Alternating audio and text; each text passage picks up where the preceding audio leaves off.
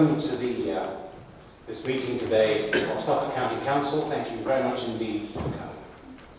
I would like to remind you, if you could please to turn off or change to silence any mobile devices that you have. And an audio recording is being made of this meeting and will be made available on the Council's website. Under the Council's protocols, anyone intending to film, record or take photographs at this meeting should have contacted the head of Democratic Services.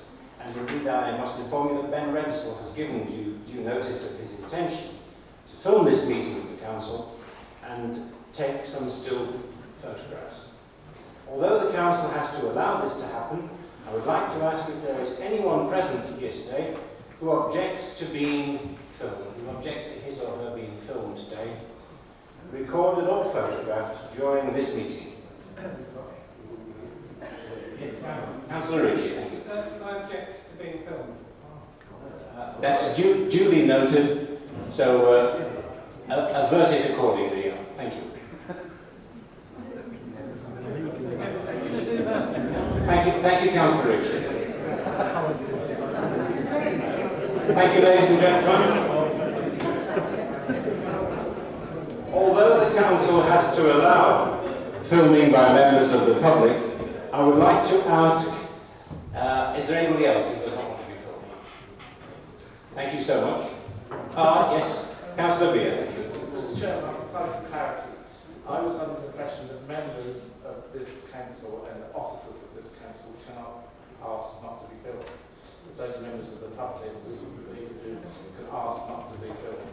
Could you just clarify what the situation is? Indeed, Councillor Beer, thank you for raising that. I shall check with Mr. Ryder next week.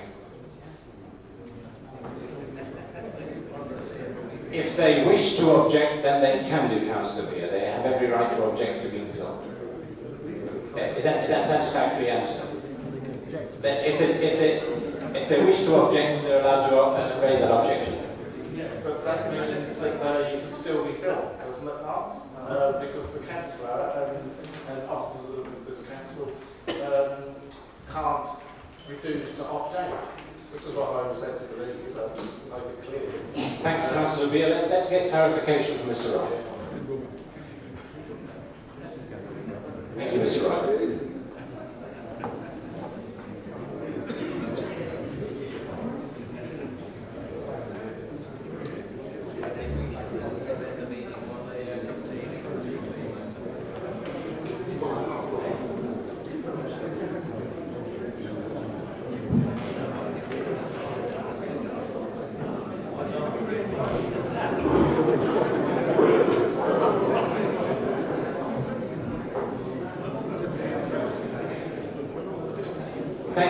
Thank you, colleagues. Please may I have your attention. Thank you so much. Clarification from Mr. Ryder makes the case that members have every right to object, and if they do object and it's noted, then anyone taking the film must not include them in the film. That is the protocol that was agreed by this Council, according to what Mr. Ryder said. So I would gratefully request that Ben Redsell bears in mind what Councillor Ritchie has said. And that's the answer. Thank you, Councillor Beer. That's the answer. They have the right to be left out of the frame. Thank you so much. Jolly good. Let's move on, ladies and gentlemen. I just finally wanted to say thank you. I'm going to allow the recording to go on with the provisos mentioned, and that respect is given to the wishes of those persons who have indicated just now that they do not wish to be recorded.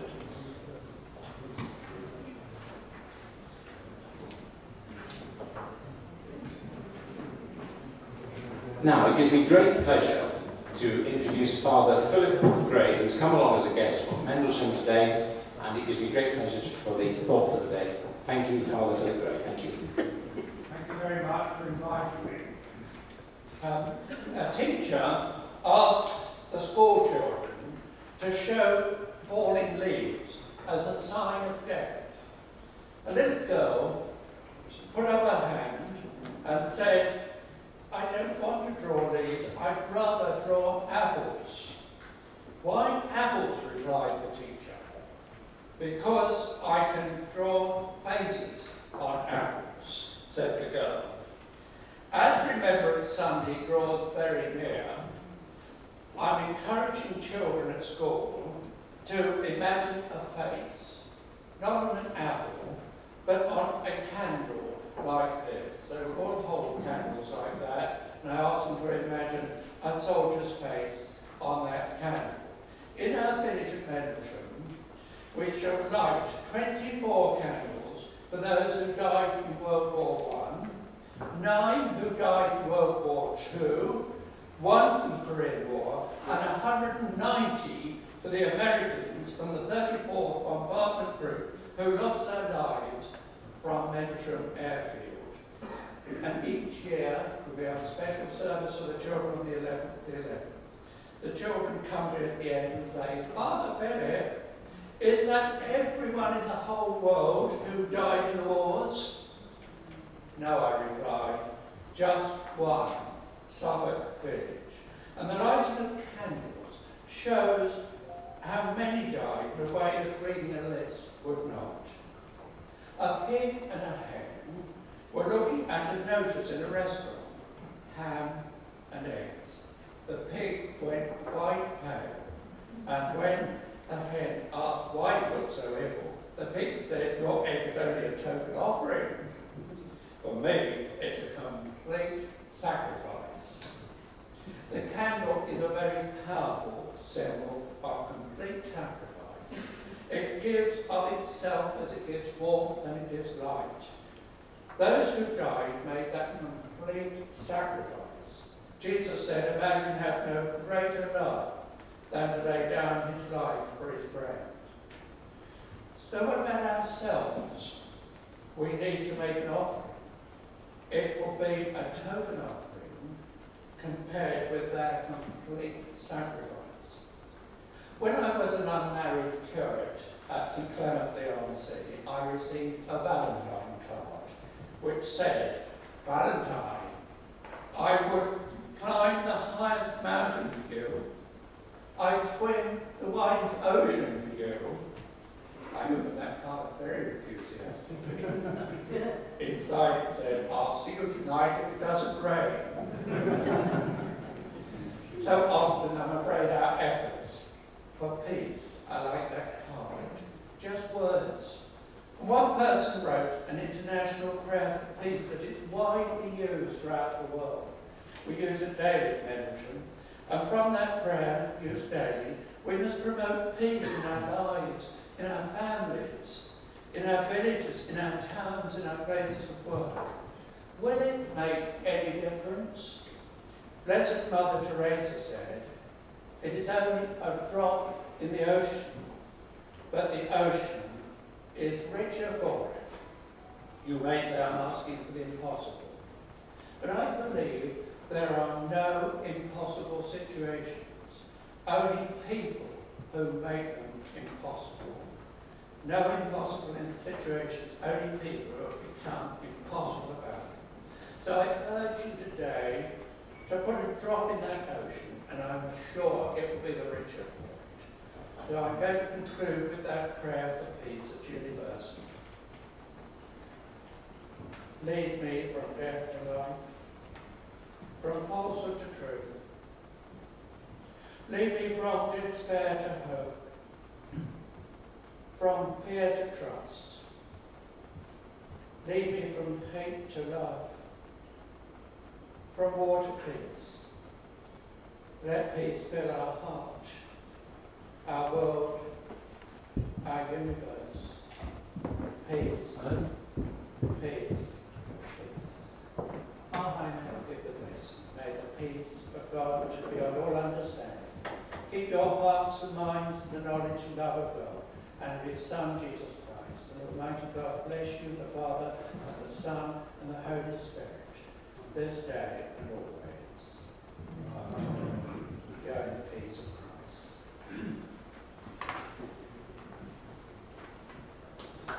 Thank you very much indeed. Thank you, Father Greg. Thank you.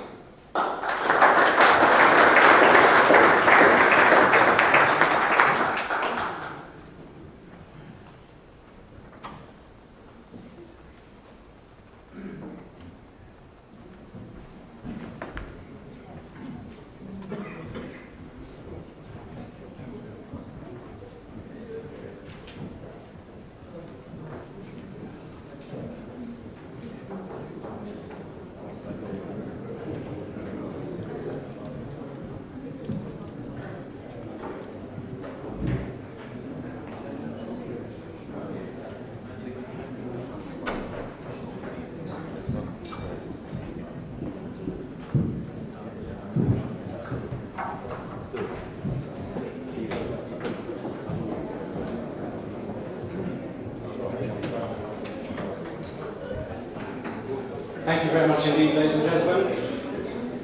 I now move you on to the next item on the agenda. Thank you.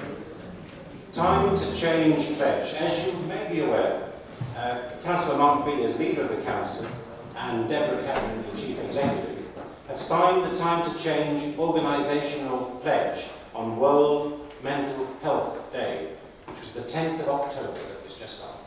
This is a public statement of aspiration that as an organisation, we at Suffolk County Council will tackle mental health stigma and discrimination. The County Council has submitted an action plan to Time to Change, which demonstrates how this pledge will be carried out. I will encourage every colleague, every councillor, who has not already done so, to demonstrate this council's commitment by signing a pledge form of personal intent. Pledge forms can be obtained from councillor services. Thank you very much indeed, and I look forward to your support in that. May I say that it's been a busy time since the last meeting. I've had a great privilege to represent you all at many events, from Bury to Newmarket to Waveney, all over the place. It's been fantastic. One of the things that sticks out in my mind was to go up to Waveney and to see mainly young people who were graduating in St Margaret's, and to see the optimism that was engendered in them as they look forward to meeting the challenges that the degree had given them in the past, and the hope that they had for the future in finding useful employment. And I think it's a very optimistic thing when we can see that young people mainly, but there were some older students there, mature students. It was very encouraging to see the optimism of the event, and to wish them every best, as we do to all graduates from UCS, which is fighting so hard to establish itself, and is doing so, as the University of our county. As you probably know, it receives its accreditation at the moment from the University of East Anglia, and of course from the University of Essex. But we wish them very well, and they are one of our greatest strategic partners, and they are encouraged by the assistance we give them, and we wish them well. Thank you.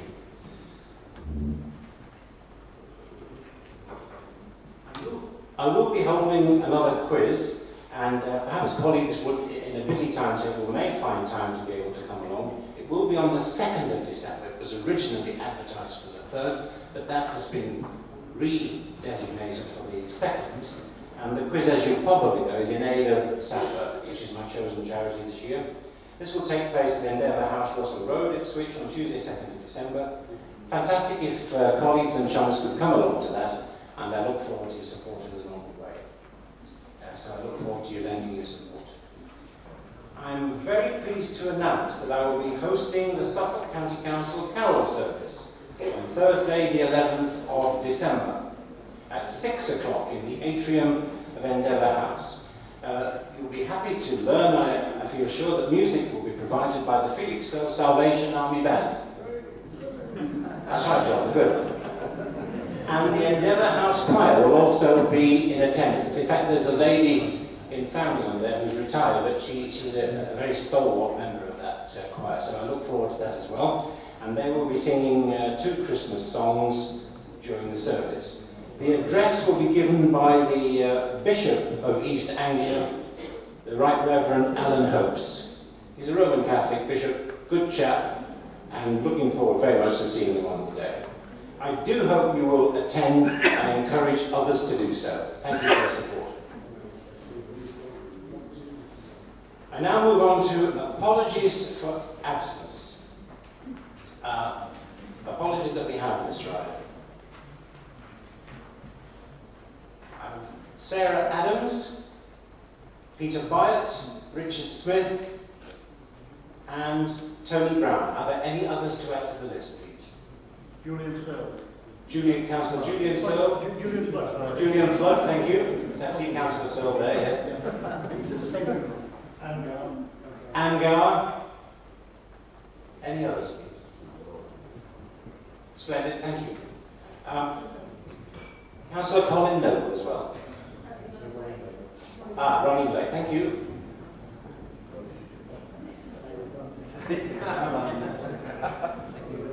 I haven't any change of news to give you reference our colleague, Councillor Pye, other than to say the situation persists. No other news to report to you. Thank you for Sandy for updating me on that, other than that he remains clearly in our thoughts. Yes, Councillor Mr. Barker. I can update councillors. We had an email from Donna Lee, who's the Democratic Services Officer, about an hour ago, to say he had attended operation. This is Councillor White, but he has come out of ICU in London's. So there's a little bit of a down there. Obliged to you for that information, Councillor Barker. He remains in our thoughts. Thank you. Now move on to item number 4, which will be declarations of interest and dispensations. I understand we have had none whatsoever. Thank you very much indeed. I now move you on to item 5, minutes of the previous meeting. Agenda item 5, as you'll see before you, is indeed the minutes of the meeting held on the 18th of September 2014. Is it the wish of members that I sign these as a correct record of events? Thank you, Mr. Leader. Moved. Seconded. Carried. Anyone against NEMCON? Done. Thank you so much. I shall be signing those at the end of the meeting, colleagues. Point number 6 on your agenda, public questions. We have no questions at this meeting received from members of the public, so I'm going to move you on swiftly to item number 7. In accordance with Rule 3.1 of your Constitution, 2 motions have been duly received. The motion is printed on page 3 of your agenda sheet. Motion 1 is proposed by Councillor David Nettleton regarding voting at scrutiny committee meetings. Councillor Nettleton, you have up to 5 minutes to speak. Would you please be prepared to propose the motion? Thank you. Thank you, Mr. Chairman. When a member of the Scrutiny Committee asks for a vote before recommendations are submitted to Cabinet, that request is granted, even if only one member wishes to dissent. Mr. Chairman, I was Chairman of the Oldbury Scrutiny Committee at St Edmundsbury Borough Council 2 years, from 2011 to 2013. And during that time, there was a lot of recommendations coming through reports and review groups. And at every meeting, because I was going to Cabinet afterwards to move these and ask Cabinet support, I made sure that the feelings of the members were known. And the only real way to do that is to have a vote. To ask for somebody to propose a recommendation, somebody to second it, and then everybody vote.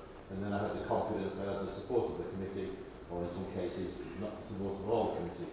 So I think that should happen here. However, I'm not proposing that today because I think we need to move this thing gradually. So what I'm suggesting is that we take a small step forward to see how it affects the Scrutiny Committee going forward. And I'd certainly be happy to agree that it would go to the Constitution Working Party if necessary. Thank you.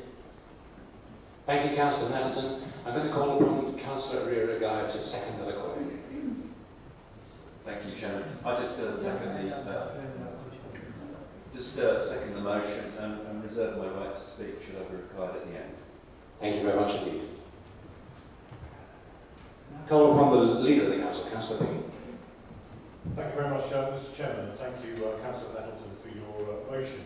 I really want to pick up the point that you made at the end there, and actually save Mark Rear-Guy from having to speak later on, because hopefully we won't have to have a debate on this, and to say that I think this matter should go to the Constitution Working Party for a full discussion, as we do on a number of revisions to the Constitution, and this has become very much a general thing that we have done to keep the Constitution relevant, and I would welcome you if you would like to come to that meeting to address those points at the meeting so that you can make full use of the opportunity of talking in a much probably calmer environment than a full council meeting about what could be these changes to the scrutiny arrangements.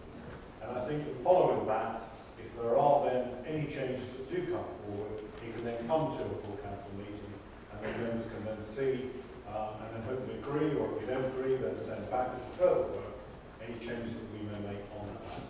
So I would like to propose that, and I think that I assume that constitutionally I would have to do this as an amendment right to the motion that's been submitted here, but I assume that from the comments that you've made, that if you support that, that will then become a substantive motion. I'm trying not to do the monitoring officer job for him, as he's perfectly capable of doing himself, but I guess that might be a way forward. So I move an amendment to your proposal to read that following the matter that you've written there, so after the word wishes to dissent, and that this matter be discussed at the next Constitution Working Group, and that a report will then come back to a future full council meeting. And I so move that amendment. Thank you, Councillor B. Is there a seconder to that? Thank you, Councillor. Well, thank you very much, Chairman. Yes, I'll be happy to second that. I did actually write out an amendment which was very similar to the amendment that Councillor B has just proposed, so I would be happy to second that.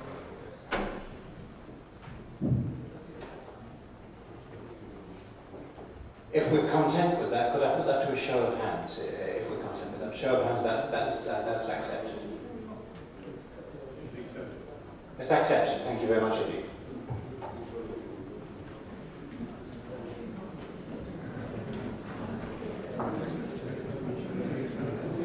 Thank you very much indeed. And now I'm going to draw your attention to motion number 2. This is on page 3 as well of your agenda. Motion 2 is by Councillor Bryony Rutkin and relates to children's centres. Councillor Bryony Rutkin, you have 5 minutes to speak. Would you please propose your motion? Okay. So it's been, yes, who's speaking? Councillor Gage. Sorry, Chairman, I just wish to check whether or not I have to declare interest here. I have a member of my family that works on the children's centre, so I just want to raise that in case it's something we need to... I'll get clarification for you, Councillor Gage.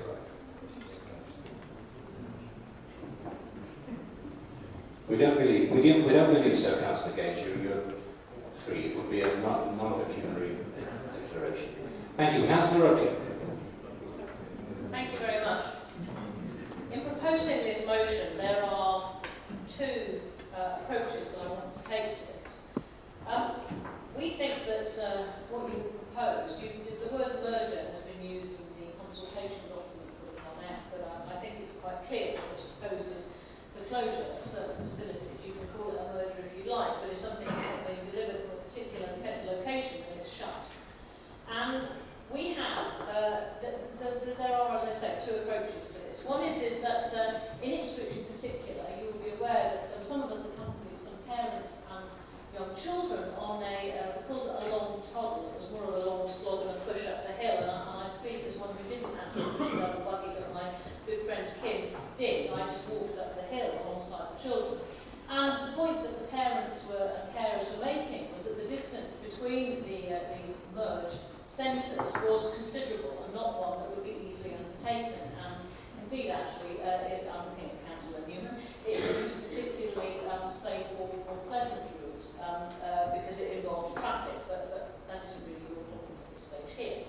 And it took a long time. It took some 45 minutes or so, which is longer than some of the figures that I believe that the County Council has been giving out about distances, which I also believe are as a crow flies, so short of strapping children to pigs with wings, I'm not quite sure how they're supposed to get there in that distance.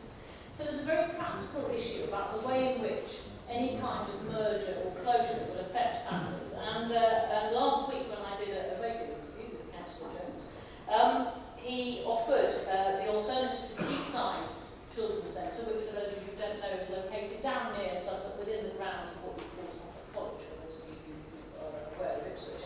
Offered the Reg Driver Centre as an alternative. The Reg Driver Centre is a good half an hour's walk away, again up a hill, certainly not quite the same degree of slope, but certainly up a hill, and is located in an area where I can assure you the demographics are very different. And whilst it's good to offer services around the place, I think what the research, and I will come to the issue of research, what the research has told us so far about the use of children's centres and the success or not of Sure Start schemes before that, is that if those are schemes that are to be accessed by families that are most disadvantaged, actually the Reg Driver Centre doesn't really fit the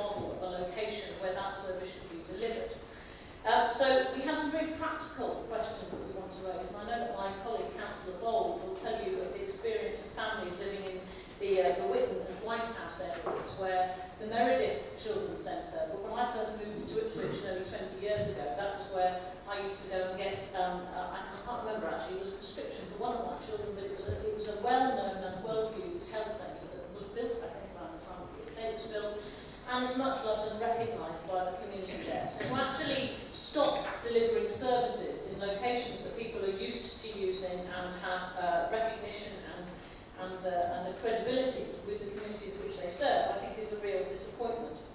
So it brings me to the heart of the argument as to why we think that you should halt what you're proposing now. And that is that you, at the same time as talking about closing centres, merging centres, use whatever words you like, you also appear to be undertaking some kind of research. You've had people coming down and talking and looking into the success of the centres, but I'm really not very clear what methodology you appear to be using in doing that. Now, I have the privilege of being able to access a university library service at the moment, and I have been looking at the research that's been done into short start and into children's centres. So the academic research tends to lag behind the times a bit, so if you plug in the word children's centre, you don't find very much. If you look at the short start, you'll find quite a lot of academic articles, and it's very interesting. There's some really thought-provoking stuff about the success. It would be fair to say that opinions were mixed. That's what academic life is about, I think, knocking each other down sometimes. But there is a body of research out there, and I really can't see how that is being applied in this case. You seem to be running two separate exercises at the same time without actually really considering what the effect is for Suffolk. Now, I talked about Ipswich. I do know, because I think I was the portfolio holder, who set up the first rural short start in Raven. And I have reminded you in this chamber before of the reaction from the local member at the time, because he knew, as he knocked on doors, that was a service that people in Raven needed. And I think that what you're doing here is you're not listening to the evidence, you're not listening to what people tell you about how successful those services are. You're having to make other decisions, or you put yourself in the position of making other decisions about closures, and they're not terribly informed. So perhaps, by way of help, I would like to... Excuse me, Councillor, could you draw your comments to a close, please? I will do. I was going to offer you some suggestions as to what you might do about commissioning further services. I appreciate that commissioning services isn't necessarily the strong point of this administration at the moment, but that's maybe for another time. We do have constructive suggestions, which I won't go through now because I'm running out of time, but we do have constructive suggestions to make you about what else you might do with those children's centres. So we ask you to call a halt to this now and listen to the evidence. Thank you. Thank you, Councillor. We now move to the seconder of the motion, please. Councillor Gaylor. Thank you. I feel honoured in standing here today to second this motion. I have worked in the caring professions all my life. I worked as a social worker for 10 years, helping families that are struggling and in need of support, helping look after children, helping children on the Child Protection Register. I set up 2 family centres and ran one of them here in Ipswich. I have a head start on understanding the in-depth issues that are at stake and the effect that these policies have on children, their families, and on the frontline staff who are delivering the services here in Suffolk. Quayside Children's Centre is one of the 9 centres that this administration is proposing to close. This centre is right in the heart of my division. Over the past few months, I've been talking to families that attend Quayside, and I've met those that used to attend the now closed Ormiston Children's Centre. Over 1,000 people have signed a petition asking Suffolk County Council to reconsider the planned closure of Quayside.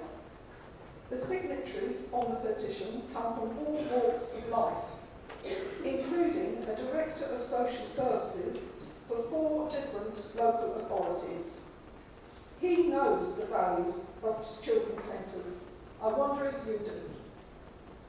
When you look at the list of the wards in Suffolk, ranked by measures of multiple deprivation, Alexandra is one of the most deprived areas of Suffolk. So under your plan, Quayside Children's Centre, which is in Alexandra Ward, serving some of the most deprived children in Suffolk, is set to close. On the other hand, Debenhams Children's Centre, which is in one of the least deprived areas of Suffolk, is set to remain open. I've asked for an explanation for this on numerous occasions, and I have not yet received an adequate reply. Now let me move to the mantra that is trotted out at every opportunity. You say it is not about the buildings, but about the services which will continue to be run from community venues. Community venues that are not fit for purpose. Young families need somewhere safe, secure, friendly and welcoming, and that has been designed with their needs in mind. They need toilets and proper changing facilities, a range of toys, paint and art materials, water, sand, Play-Doh, clay, somewhere to take your time and reflect, a warm and understanding welcome by staff. When parents are ready, they need other parents to share their experiences of bringing up young children. They need staff who are skilled and who know about child development and the importance of family interactions. Parents need access to information about parenting skills, child development, housing, health and other support services. All of the above are provided at Quayside Children's Centre. This cannot be replicated by providing services in local church halls or other venues. We need places where parents who feel at risk can talk about very personal issues, feeling confident that someone will not walk in on a private meeting. We need fit-for-purpose, safe places, places with monitored entries not open to the general public. This cannot be achieved in other venues. The building is an integral part of the service. The building cannot be considered in isolation from the services families need or from the services the council might or might not provide as a result of this consultation. Ormiston Children's Centre was closed nearly 6 months ago, and some of those services being provided at Rose Hill Library. Even the county council recognised that the toilet at the Rose Hill Library was not adequate to meet the needs of young families. Suffolk County Council said they would fix this. Nearly 6 months later, this has not happened. How many other service blocks will need alterations such as this? How much will the alterations cost? How many more services are going to run down by this administration before they dispense with them altogether? I urge you to think about the long-term impact these closures will have and to support this motion. Thank you.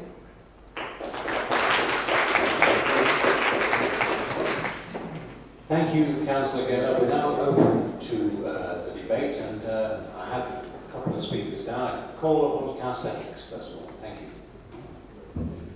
Thank you, Mr. Chairman. I'm sorry, but this motion before us today is clearly poorly thought out, and I would like to explain why to the Chamber. Our staff working in children's centres throughout Suffolk do a great job and are having a real impact on the lives of young children and their families. Now, I have been out and about and met many of these staff, and they are passionate about the work they do, and they want to help and make a difference. We need to allow our children's centre staff to spend their time having an even greater impact, rather than managing buildings that are not fit for purpose. Currently, some of our children's centres buildings are run on expensive leases and are simply outdated. The rooms are often too small, or they're in some places where there simply just aren't enough rooms, or they're not versatile enough to provide the range of services that staff want to be able to deliver. And in some places, the children's centres are simply in the wrong location and do not meet the community demand. As a result of this, we already use multiple venues to provide children's services. These alternative venues are often used because they are much closer to the area of need. Now, we must build on this approach. which is based on the latest best practice. We must not simply take an approach of sticking with the buildings we have, as this motion requests. We must look at making the service more accessible to families by improving and expanding the service with a more integrated service directly to the needs of the community that need it. This motion also talks about stopping further cuts to service. But this review is not about cuts to service, but about finding ways of improving and making a more efficient use of the limited funds to hand. I will certainly vote against this motion, as I believe it is a step backwards and would stop us supporting the communities we serve by keeping open buildings that simply are no longer fit for purpose, and would stop us finding ways of improving and delivering a more effective service. I certainly hope you'll join me in defeating this motion. Thank you.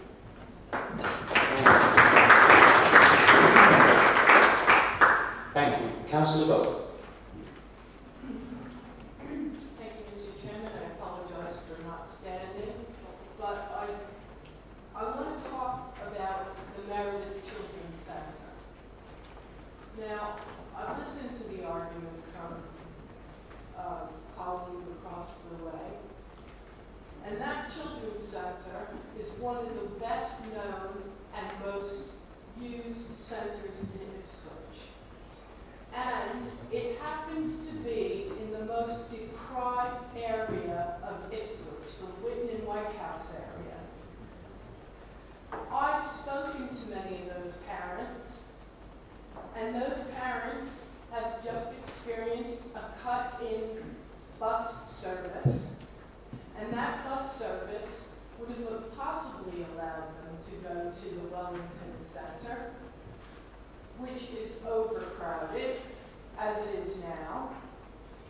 And so, in addition to making it difficult for parents to get their children to these services, these parents are at a loss as to where they're going to get the support that they need to raise their families in this time of austerity.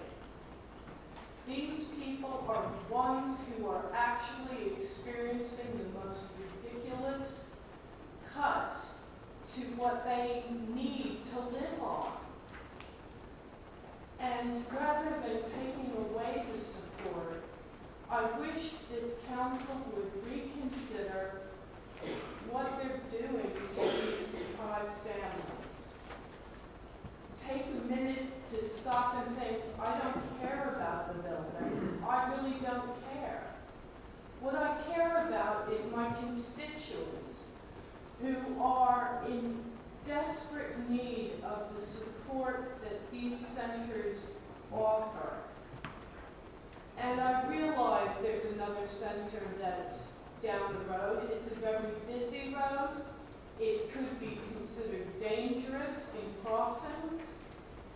And I worry for the lives of those children and for those parents who are struggling day to day to raise their children in the best way they know how. But sometimes they need help. And closing these centers are not going to allow these parents to get the help they need to raise their children appropriately. These offer a lot of assistance to parents who don't know the answers and the best way to raise their children. I really would urge the council to think a minute. It's not that we're trying to put a stop on things just for no reason.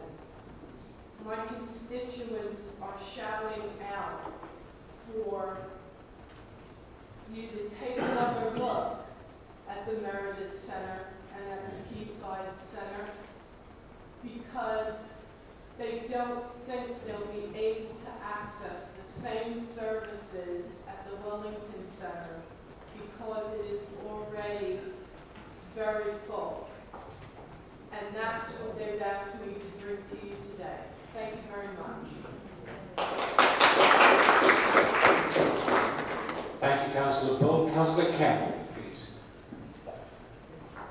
Right, thank you, Chairman. Well, I think there is a vast difference between some of these centres. I've listened to what Councillor Hicks said about steps backwards if we impinge upon what is likely to happen. But I would suggest that if you close the centre in Glenson, that is a step backwards. That centre was constructed only 4 years ago at a cost of over £500,000. In fact, I'm looking at Councillor Newman, he actually came out and opened the centre. Suffolk received from the government £370,000 towards the centre, which is in the grounds of Glenson Primary School. We didn't stick a pin in the map, did we? We built it because there was a need. The need was established. Glenson is the second most deprived area in the Baker district. We might all look very affluent in the Melbourne district. There is a thing called rural deprivation. People suffer in rural villages from all sorts of things, bus services, you name it. But there are no end of social problems within the village of Glenson. I just do not understand the economics. It's the economics of madhouse, isn't it really? You build a thing 4 years ago for a specific purpose. Are you trying to tell us the need has gone away? Because the need hasn't gone away, it's grown, I can assure you. The problems I'm dealing with in the village of Glenson. So for goodness sake, let's not get over emotional. This is a purpose-built building to serve a need in a village called Glenson, 3,500 population. The problems have grown, so what is the real economic benefit to close something that serves the public so well? And I honestly ask you to think about these things on a case-by-case situation. The people of Glenson are not very happy. They can't understand that we build a purpose-built building to serve a particular purpose. 4 years later we say, oh, well, the problem's gone away, we've got to save some money, let's close it down.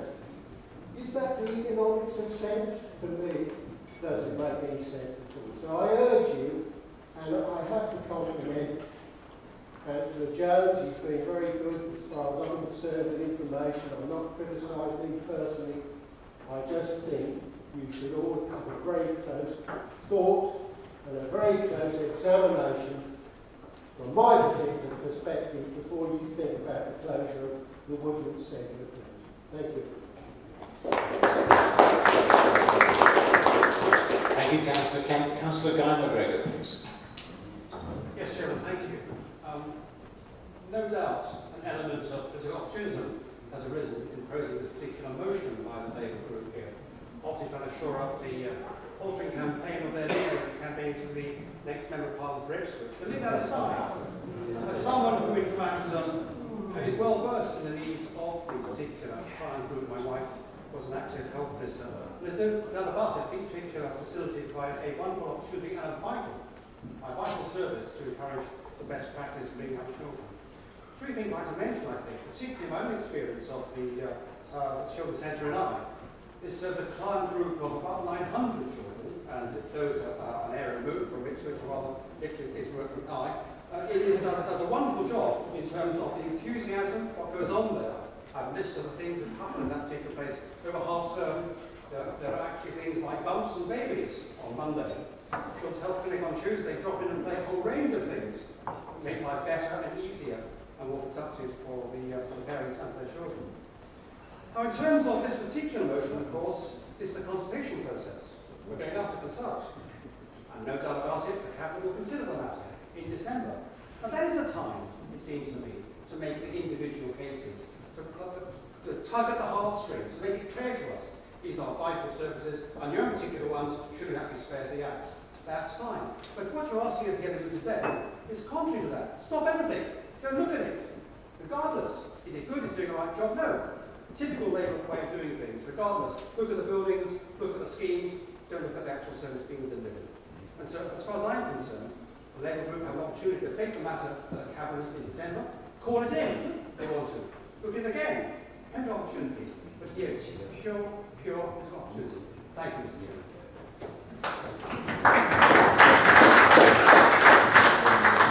Thank you, Councillor McGregor. Councillor Patricia O'Brien, please. Thank you. Sorry. I was portfolio level for children and young people services in 2006 when children's centres were introduced. 8 years later, times and economic circumstances have changed, and it's both prudent and good practice, I believe, to evaluate the present provision. A review has shown that the numbers using children's centres is low and often the range of services is limited. Thus, the option of merging with a well-provisioned and popular children's centre close by or relocating to an existing county building, such as a library, is recommended. I believe this is an efficient and sensible approach that will enable this council to maintain early years provision. I fully support a scaling down of some children's centres and believe it damaging to maintain the present levels when the evidence plainly calls for change in order to better deliver the service.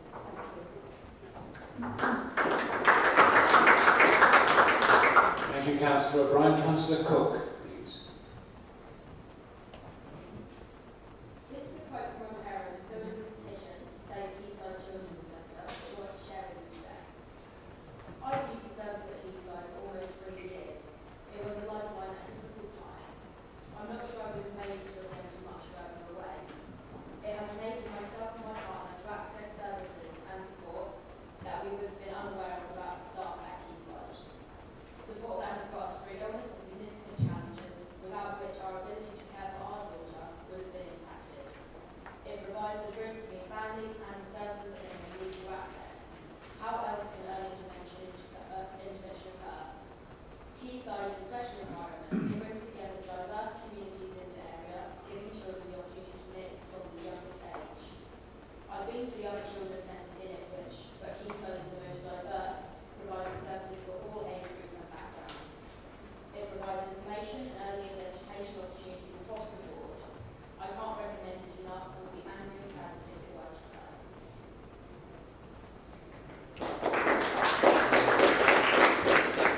Thank you. Councillor Austin, please. Thank you very much. You mentioned this statement of consultation, and I have actually raised this with the portfolio of the cabinet member.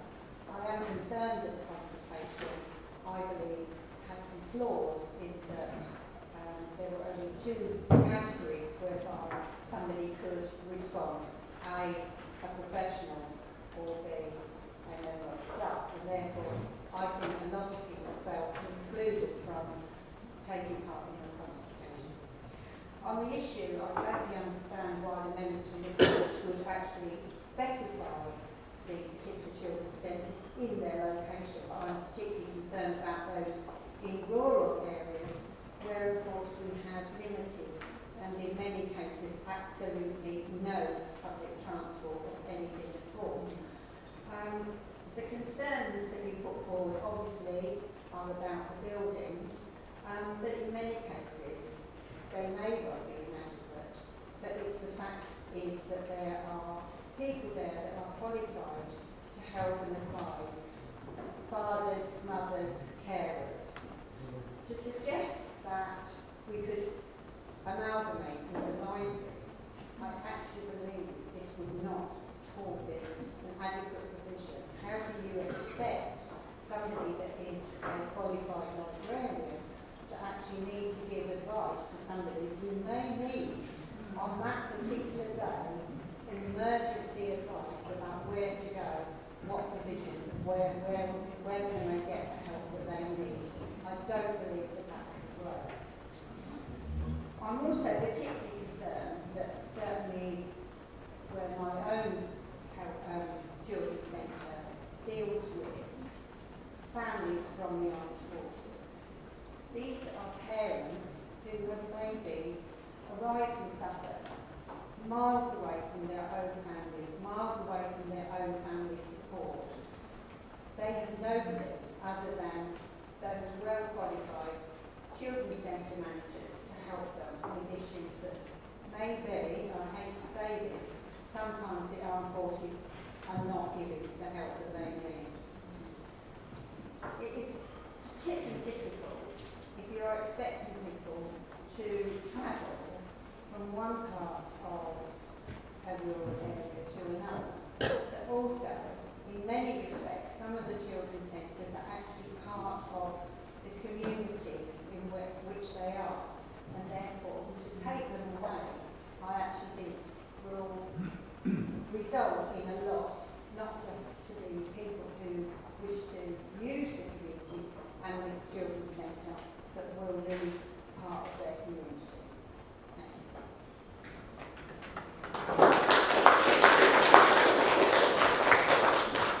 Thank you. Councillor Gage. Thank you. I want to come back and draw the Train's attention back to the reason why this motion is actually valid now and the reason why we brought it to this meeting. The Children's Centre consultation, as we just heard from others on this side, is fundamentally flawed and as it stands, in my opinion, is null and void.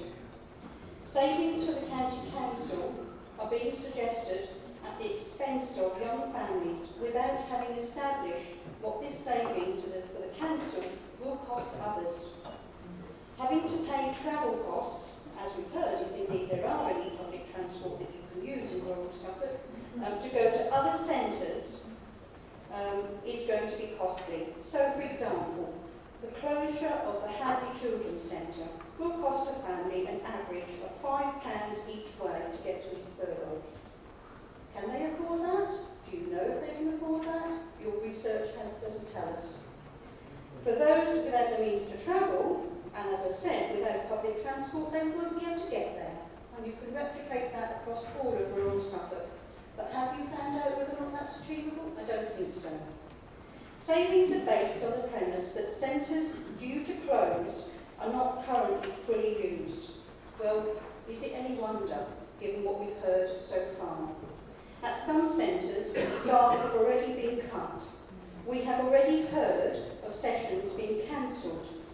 Mums have reported to councillors on this side of the chamber that going to their centres and arriving at the usual time and day they expect to be able to access services, they find a little sign at the window saying the centre's closed. Is it any wonder then that they report to us that they're not being attended? For some in this chamber, this story is a little bit deja vu. In 2010, this council suggested that all of Suffolk's school crossing controls could be cut. At the same time, by stealth, they were blocking the recruitment of any new school crossing controls. So in fact, they were already broken. By stealth, a much loved... Excuse me 1 second, Councillor Gage. Our colleague Councillor McGregor is raising a point of order, which I'll take. Thank you. You went to bring this council when that proposal took place, and that was not the proposal.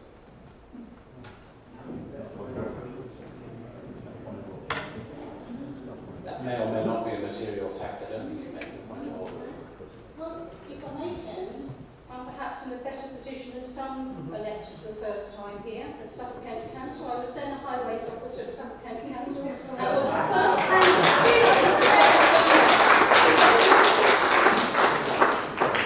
By stealth, in 2010, a much-loved necessary service was being cut. And why? To save £200,000. And here we are again, 4 years later. And again, this council, on the back of a flawed consultation, is already discontinuing children's centres across Suffolk by stealth. As I say, this consultation is null and void, with non-existent research into the true impact on the most vulnerable in Suffolk. Null and void, with the intention to close already taking place with the removal of staff and services.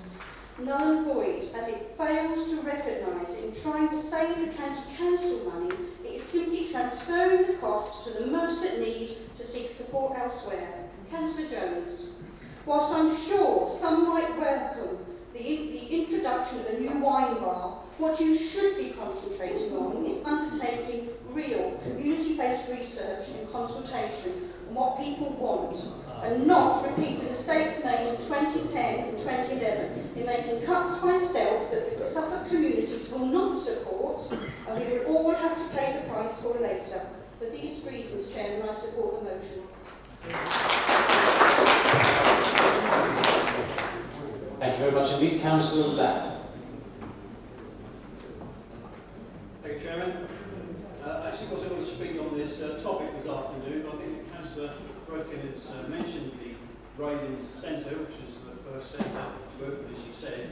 I thought I'd like to sort of fill members in with what's happened, because during the consultation period, you can either take that as it is, or you actually can try and do something. So the consultation period for me allowed me to engage with the community, allowed me to talk to the centre manager, and actually out of that, what we've got is something which I think will be much better for the community of Raiding. And that is that it will be going hopefully into the Healthy Living Centre. So once you get your head around, Chairman, this is about services and not about premises. And personally, I prefer money to go into services and not into outdated old premises and maintenance. You can actually try and work this, because it is about, I think, working to a different model. Very similar to the library situation a few years ago. Everyone's arms in horror about what's happened with the libraries. I can say that our library in my division has gone from strength to strength because of that. And simply that's because of community involvement. The community are involved in that, and they are controlling it now, and it's not controlled by the county council. So, Councillor Rodkin, safe and comfort, if you like, that your first children's centre in Raiding, that service will be continuing in a far better premises for all than it's currently in.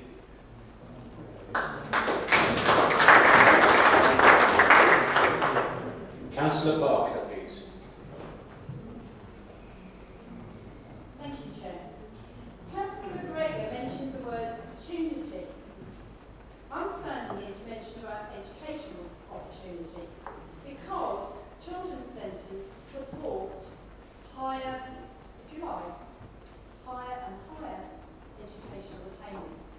How does it do that? Early years education from 0 to 2 is the most important time for learning, and by the age of 2, many children's attainment levels are set. Any child or any pupils who are behind in their development at this early stage will in many cases never catch up.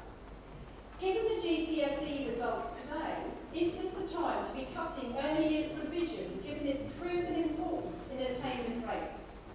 You only have to ask early years teachers, and they will tell you the importance of being ready for school. If we really want to raise the bar, we need to do this from pregnancy, not from age 5. Is the methodology being used sound? Already been mentioned by Councillor Ruffin. Is there a strategic overview? For example, the Making Every Intervention Counts consultation with children and young people staffing starts week beginning the 3rd of November. Has anybody actually joined the dots up on this one? How is that going to affect the staffing, which Councillor Hicks praised so highly? How many of those staffing? You know, superb staff. How many of them are going to be cut under that proposal and consultation? Is there, therefore, a complete overview of the Children's Centres Closure Programme? Have the dots been joined? Has anybody stood back and looked at the whole picture? And has the loop closed? Because what I'm concerned about, and what this group is concerned about, is not opportunism, it's equality of opportunity, which enables all children in Suffolk to grab the opportunities they see ahead of them in the future. And if those opportunities are blighted, whether it's because of lack of transport or lack of advice, I think that was the wrong decision to have been made. So for all of those reasons, I urge you to support this motion. It might be opportunism, but as far as I'm concerned on this side, my heart is with the opportunism and the opportunity of all the young people of Suffolk, who quite frankly have been seriously let down by these ideas. Support the motion. Thank you. Councillor Jackson. Thank you, Mr. Chairman. I won't surprise you by saying I'm going to support this motion. And it's on the basis what we're going to say is it's not an emotion issue. We've got to be calm. We've got to look at the issue in hand. We've been talking about the consultation. I think the consultation has been put together pretty poorly. It's slanted to give the result the administration wants. It was put out over the summer months when all the kids were at school, on holiday, and the parents were looking after them and taking them away on holiday and all that sort of thing. And the first question on the survey says, what it presumes that those who are not parents shouldn't respond. So where do people like me? People who care about our kids, people who care about children's centres, people who care about Suffolk, like it's proposed to do. Where do we respond? How do we respond to that on that questionnaire? There's nowhere on that questionnaire for any citizen who is not a parent or who is not in the system to respond. And what will the methodology will you be used to review the information that you get? How will the analysis affect properly and truthfully the views that have been expressed by this, as I said, slanted survey? And what will happen if 90% say they want no changes to the buildings? What answers that you get will be used to weigh the results and the actions you will take. So, I refer back to the fact that I was going to address the consultation. Those are absolutely pertinent facts that refer solely to the consultation. And I just want to say, it was very aptly named. It was a survey monkey consultation. I won't label the point, but just imagine 100 monkeys with typewriters. There's your consultation.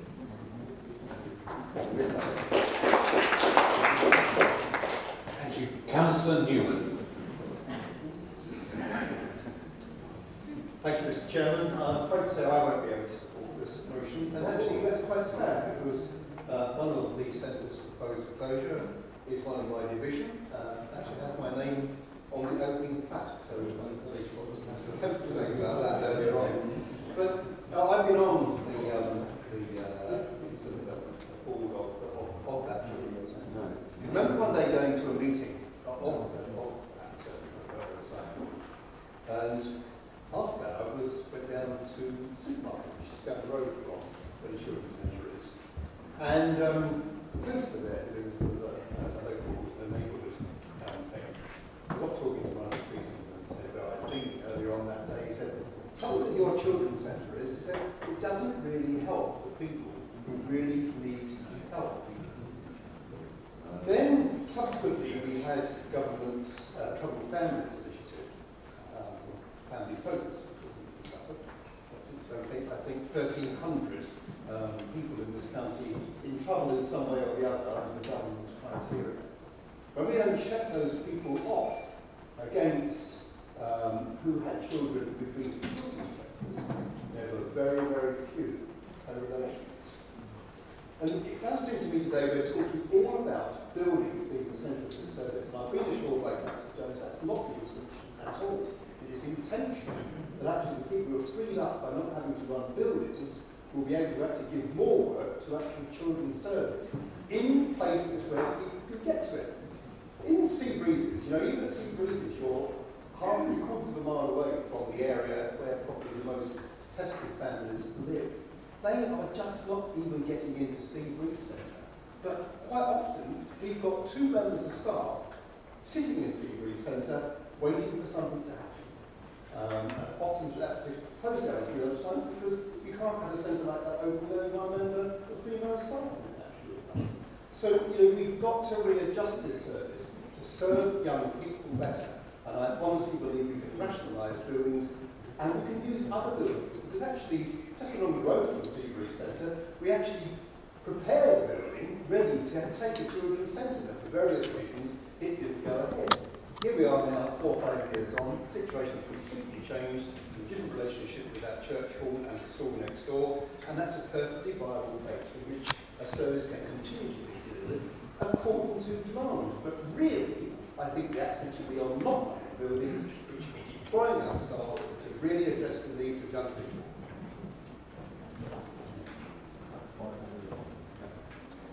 Thank you very much indeed. Councillor Mark O'Leary, please. Thank you, Chairman. And, we were delighted that no cuts to children's homes in Bury St Edmunds. I don't think you come near us because we chase you all away. But we are here for the children of Suffolk, are we not, and their welfare, their well-being, and the well-being of the poorest families in our community. The Green and Independent Group, we said we'd wait for the results of consultation, and we made that point to Gordon. But I do think, Chairman, we're in a different situation now. I think there's a lack of trust in this local authority to do anything well, to trust your word on saving services for the poorest people in our community. We will be having a discussion later about the fiasco, which is the care homes. The Green and Independent Group are tired of austerity, cuts, and using the 2008 financial crisis as an excuse. This is what you do. All you're interested in doing is cutting services to the people of Suffolk, and always hitting those that are least able to defend themselves. I think it's shameful, and that's why the Green and Independent Group do not support this. And look at the mess that your cutbacks and the social pain that your cutbacks bring to the people of Suffolk. Look at what you've done in the care homes. You're trying to clear up the mess over the last few days. Look at the mess that you've created with those cutbacks. You'll do the same with our children's homes. It's an omnishambles, to use that phrase from the Conservative side. It's an omnishambles about highways, care homes, everything that you touch. It's like the reverse Midas touch. So we oppose any more ideological cuts and social pain on the poorest people in Suffolk. That's what the Green and Independent Group are here for. Thank you. Councillor Hackett. Thank you, Mr. Chairman. In my division, there is a really successful children's centre, which plays a vital role in the education, support and activities for children and their carers in an area recognised as being of a very high deprivation. Thankfully, common sense has prevailed, and I'm thankful that this centre is not an earmarked for closure.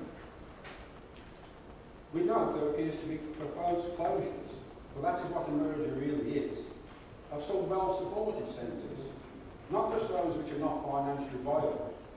There is limited information on how the proposed new arrangements would work to the benefit of Suffolk families.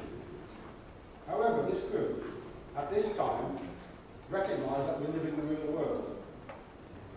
We understand the need to ensure that the Suffolk taxpayers' money is wisely spent, and we will support rational and considered reorganisation.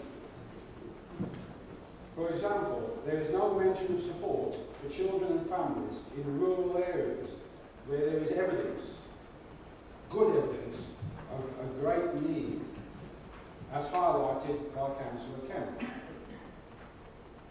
As a group, we are minded to abstain on this motion, unless we hear any really convincing new arguments or facts during this debate, which I'm sorry to say we haven't. Thank you, Mr. Chairman. Thank you, Councillor Hackett. Councillor Martin, please. Thank you, Mr. Chairman. The budget for the Children's Centre service has already been cut in this year's budget. The number of activities that are being delivered at children's centres has been cut. The requirement for qualified staff at the children's centres has been cut. The eligibility for certain activities for children's centres has also been cut. And now the number of buildings is being cut, and next month the staff will be cut. And in February, the budget for the children's centre service will be cut again. I am tempted to ask the question, which part of the word cut do you not understand? We would not oppose a genuine programme to improve the effectiveness of the children's centre service in this county. But this is not that genuine programme of improvement. It is a money-saving exercise which has been dressed up as a review. And the amount of money on the board that is about to be saved is negligible in comparison with the major costs of failure to other parts of the public sector if these children's centres were to go. We believe in investing for the future of our children. What do you believe?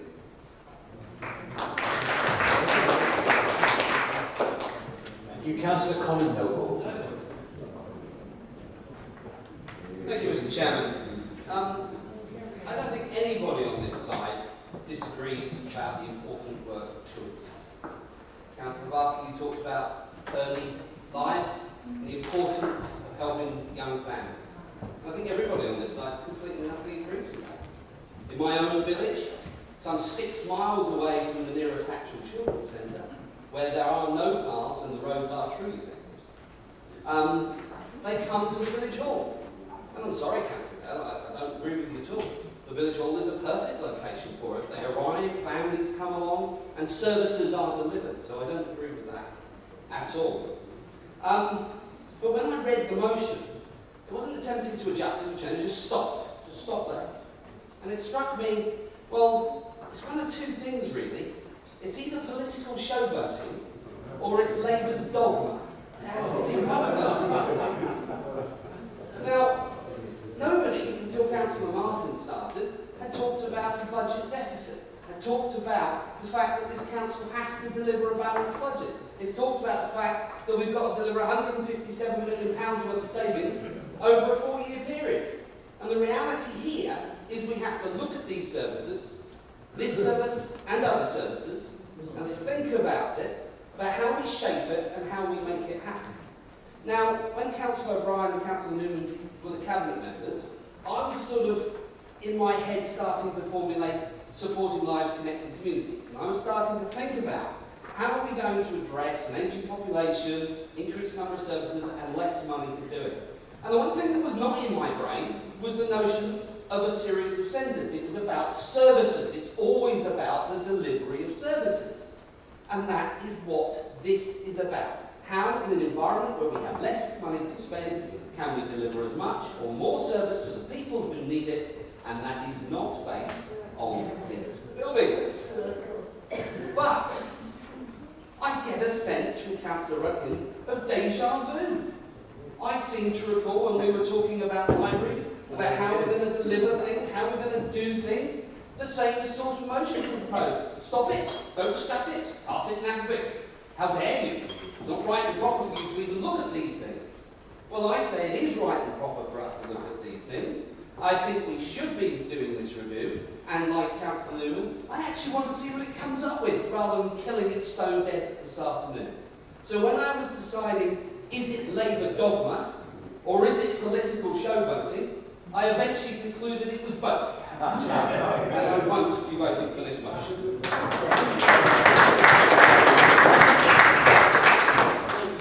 Thank you, Councillor Noble. Councillor Stephen Burrows, please.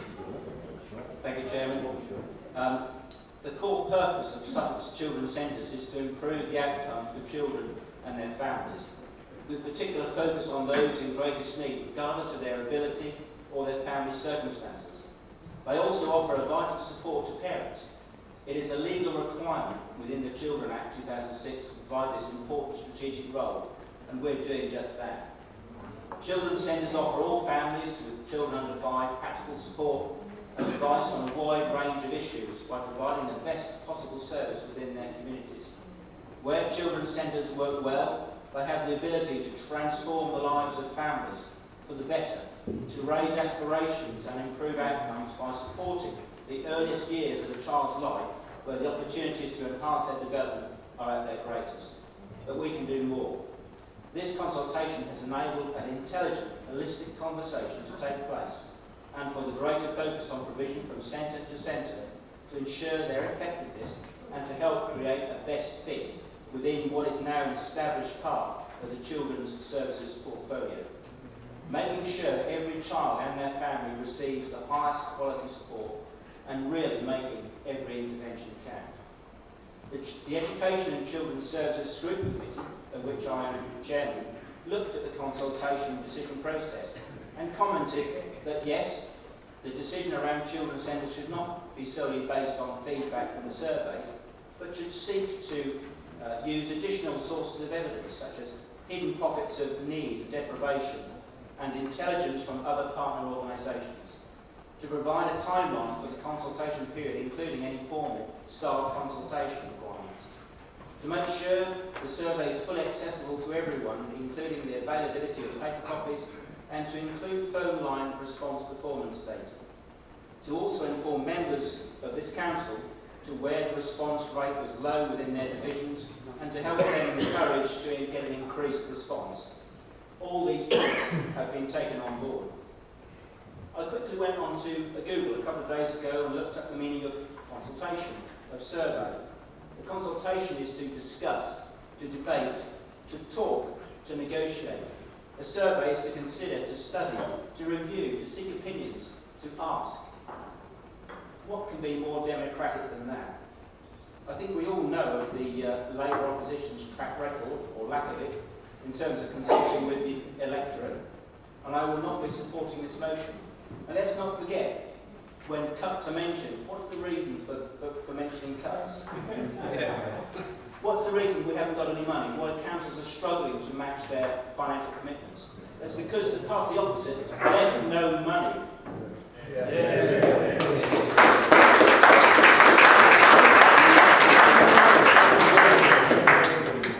Thank you, Councillor.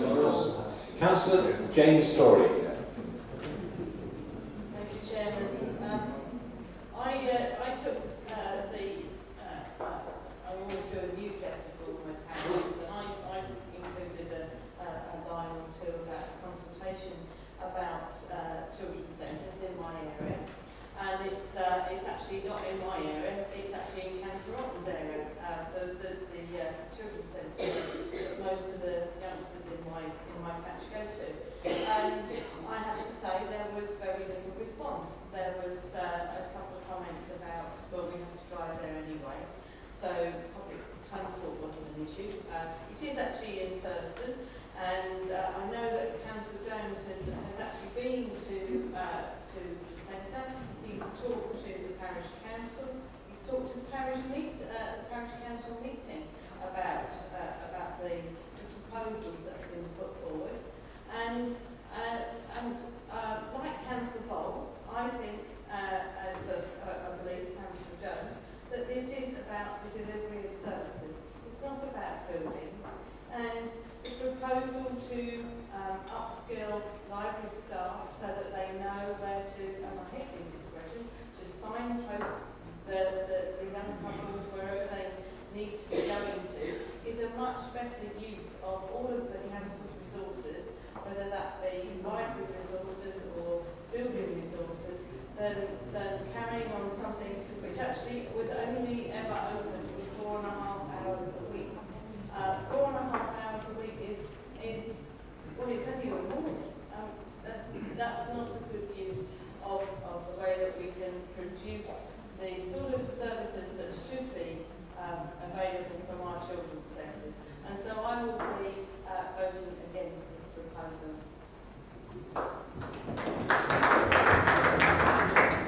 Thank you, Vice Chairman. Thank you. I have Councillors Gardner, Flood, B, Councillor Spicer, and Councillor Ritchie to speak. Are there any other members who I may invite to speak in the debate? Thank you, Councillor Crossley. Yes, Councillor Hobsonberger as well. Thank you. Any others, please? Call upon Councillor Gardner. Thank you, Mr. Chairman. Councillor Rutland at the very beginning did say that we have got constructive suggestions to make in terms of how we might be able to bolster the services that this children's centre offer. And I've been hearing some of the comments today. It does make me wonder how much has been done in promoting the activities that already take place there. If more promotion was done, perhaps the number would be somewhat more significant than what's being indicated at the moment. We absolutely believe in the greater integration of health service and children's centres, and I think there is an element that's missing in that area. And this should include, for example, example, ensuring that the health service actually share live birth data with children's centres as a matter of course. And that basic fact is not passed through the system yet to be able to get those people perhaps in need on some form of register in children's centres. We should be providing more family nurse partnership activities through children's centres.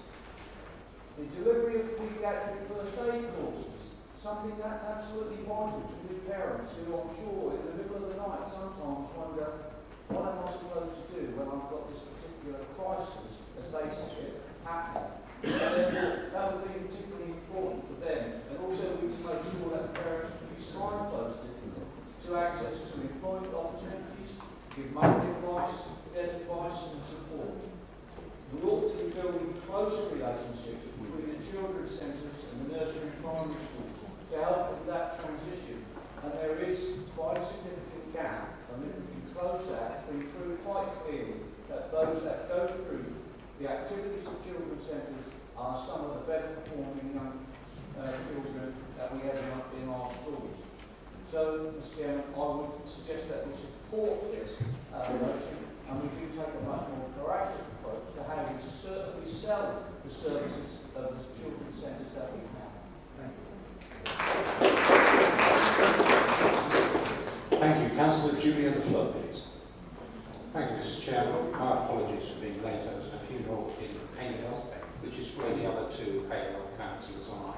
So if I speak, I might perhaps be speaking in part on their behalf. I looked at the council website and it says children's centres should be geographically convenient, or words to that effect. In other words, they should be easily reached by the people that need to use them. It's not a question of how many people use them, it's not a question of where they are, it's a question of when you can get to them. If you're a mother with a pushchair and a toddler. I speak as somebody who has once left 2 hours in Bury St Edmunds with my grandson in a baby buggy, and I still bear the scars. These places have functions that are not immediately obvious. Talking to the women in the staff in the centres in Haverhill, we have 2, Ipswich has 13. I am struck by the ability of these people to actually detect problems early. Now, as I drove over from Haverhill, stuck behind tractors, I was listening to the World at One, and we have then the NHS being upfronted by the Conservative government and all the wonderful things we're going to do to improve it. And one of the things that they mention, and it's going to be pushed a lot in the next 7 months, is that we need to intervene early, and prevention is going to be how the National Health Service is going to remain affordable in the next 5 years. The problems, the health problems of Haverhill, thank you, Councillor Murray, who briefed me on and provided a brief for me on this. Obesity, early pregnancy, and depression. The women, the men, at these children's centres who are able to detect, particularly the one that worries me most, is depression, early depression. They will save the National Health Service millions of pounds. The question was asked, oh, we've got to cut money, what do you think we're going to do if we have to cut money? May I suggest that, in the light of the upcoming election and the need to encourage voters out, that the Conservative group looks for funding from the NHS, some extra money to use for prevention rather than cure. Thank you. Thank you, Councillor Flood. Leader of the Council, Councillor Williams. Thank you, Mr. Chairman. I had a horrible feeling I was going to have to follow that, actually. I thought we were having a very good debate this afternoon. It shows the ideological differences between the main political groups, and that's what the stuff of good council debate is all about. Fascinating to hear what isn't coming from UKIP, isn't it? They're going to abstain this afternoon. They can't get their mind out. And the prospect of trying to get money out of the NHS, good luck there. What I will say is this. we are trying to do here is to pick up, and we hear the genuine issues that members opposite are saying about the value of what they see going on in the children's centres, those valuable services, which none of us on this side would necessarily argue against those services. We want those to be more readily available around the county. They don't need to be fixed in buildings. They need to be more geographically spread into areas where there aren't those opportunities. And that is really what this consultation, what this whole exercise is about. Because all that value, and you recognise it, and you say that, and Councillor Gardner, you said you want to be more, you want to actually be more positive about this. All these things can be given, but not necessarily from a building that may be in the wrong place. Now, Councillor Mark Herrera describes this as an omnishambles. Well, I'm sorry, I'm not going to take lectures about omnishambles from someone who doesn't always make their way through a full meeting. And Councillor Watkins to say that these services are going to be provided by the librarian totally misses the point. The point is, we need to get those health visitors. We need to get those people who can provide all that valuable stuff for young families and for children out there in the community. Buildings which at the moment may be lying idle or maybe not be used in the way they should be. Each of us who came in today may have been approached by the people running the library service at the moment. They are looking to increase the capacity that those buildings, not as libraries, but as community facilities, can actually provide. And my last point, Councillor Bott, you talk about the value of children's centres for education, and yet at the same time you criticise us for the results. Are you saying, therefore, that children's centres will actually drive up results? Well, clearly the evidence has not shown that if we agree with you, or as we don't, necessarily about the value of what the education results have been, because children's centres have not necessarily made that impact. What we need to see is an improvement in our services, not running buildings, but getting those services integrated, embedded within our communities in a much more way. And that isn't just us saying it, it is Frank Field saying that as well. Because clearly there is an understanding that things have got to change, and it is not about holding on to what we already do.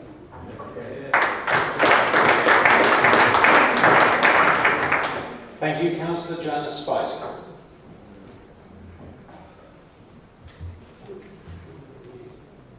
It's very interesting how the discussions keep going back again to buildings, locations, distance, and so on.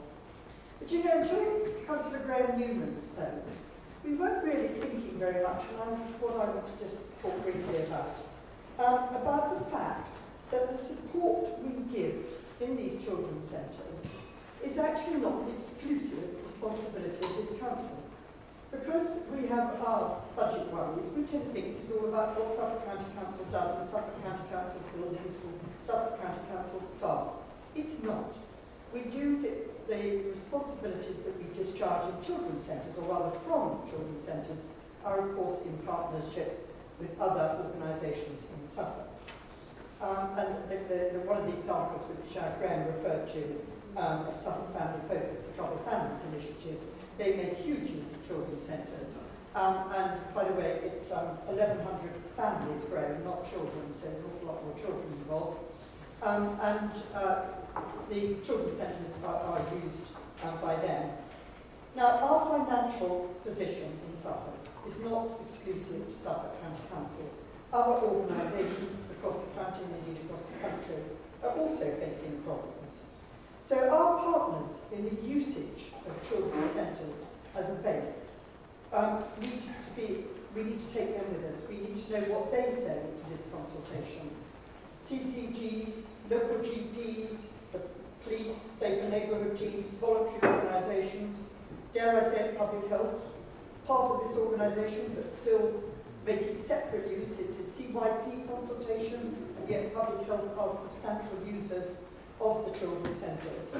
So I do ask the Cabinet member to bear in mind that cuts apply to all organisations, just as we're having to make some very, very difficult decisions financially, and this is one area of portfolio.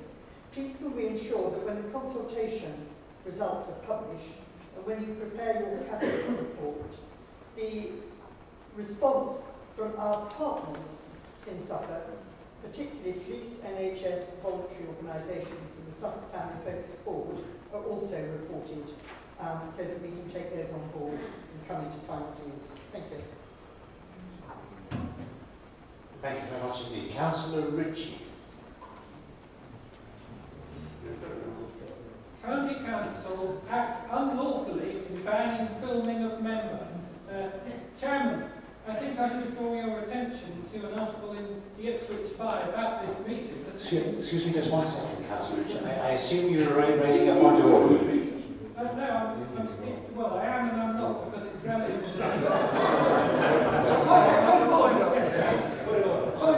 a point of order. Thank you, Councillor Ritchie. As a point of order, Chairman, I feel I should draw your attention to this article on the Ipswich Spy, the senior member of the ruling Conservative group. Thank you very much. And it goes on to say, Councillor David Ritchie, who is also a member of the executive of Waveney District Council, objected to filming at the beginning of the meeting, which he's specifically not allowed to do under the law as implemented by Parliament. His error was pointed out by another senior Tory, Peter Mayor.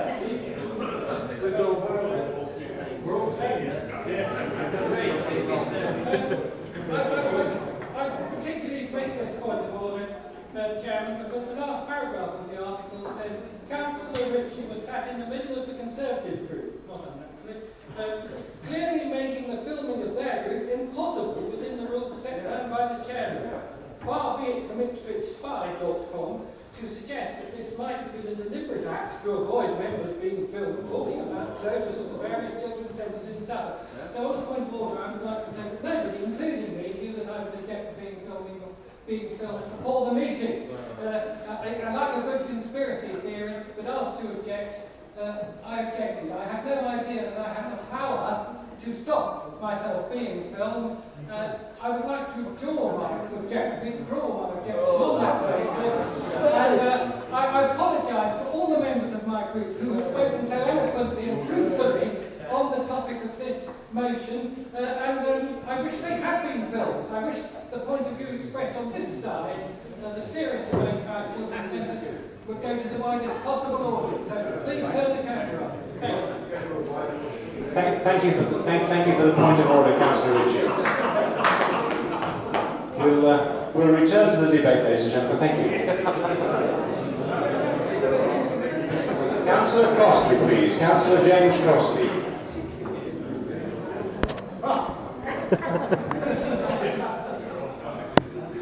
Thank you. I don't know what followed that.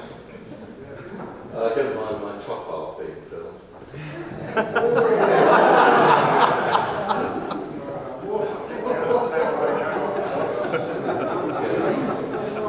Comments made by Councillor Hackett may have been misunderstood, that maybe some UKIP members may be inclined to abstain.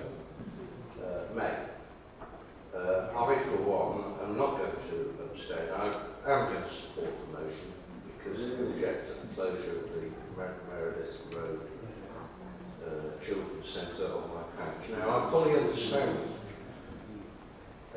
where Councillor Gordon-Jones is coming from, and normally has my support, and Councillor Chambers as well, for all the hard work they do. I mean, you know, talk about poison chalice, trying to save the money and all the rest of it. You know, try jungle warfare. There they are, hacking their way through the jungle, treading on landmines, wrestling with alligators, with no air.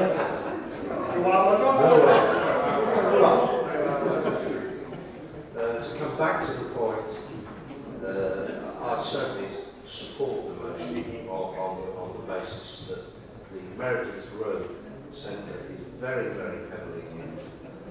Average footfall 731, way above many of the other children's centres.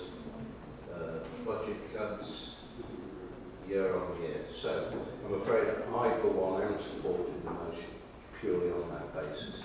Thank you. Councillor Crossley. Councillor Hudson. Thank you, Mr. Chairman.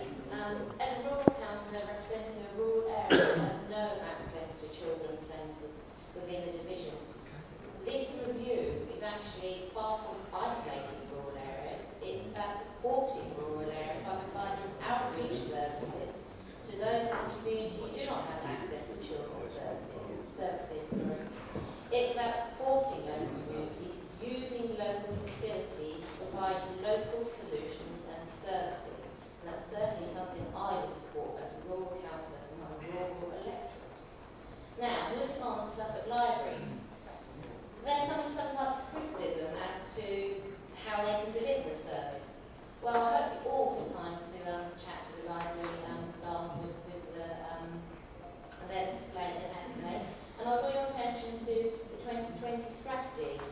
And you'll see as part of one of their 3 core values, Suffolk Libraries will guarantee that libraries are safe, welcoming, supportive and accessible places for everyone. And then I'll draw your attention to page 9. This is part of their delivery offer. Libraries as supporters of community life.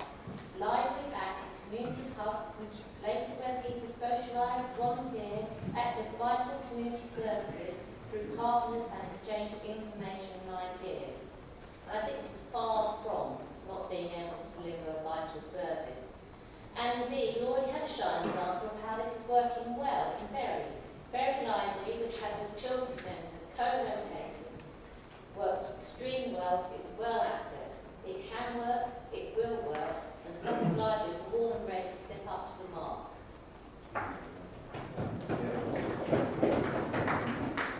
Thank you very much indeed. Councillor Manford.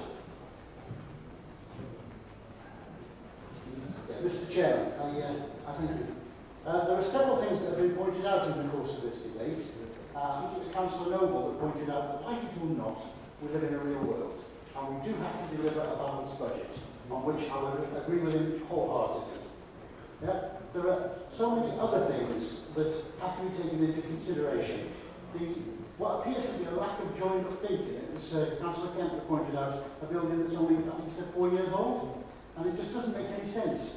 This reference to buildings, because the council invests so much of its money in buildings, you know, we do have to take that into consideration unless we bring another generation of undergraduates. So there are so many things that have to be taken into consideration from the financial side.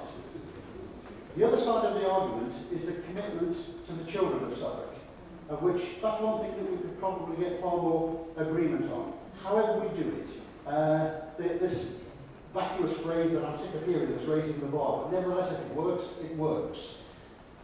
It doesn't matter how we do it, we have to inspire the children. It's a slight aside because it relates to a primary school rather than a care centre, and it's the one that's in Councillor Barker's ward of the Colburn Primary School it is. That's the nearest thing we've got to a rural school in Lowestoft. I thought last week there'd been a novel solution to the road traffic problem that they have there, in that one of the yellow seeking helicopters landed on their playing field.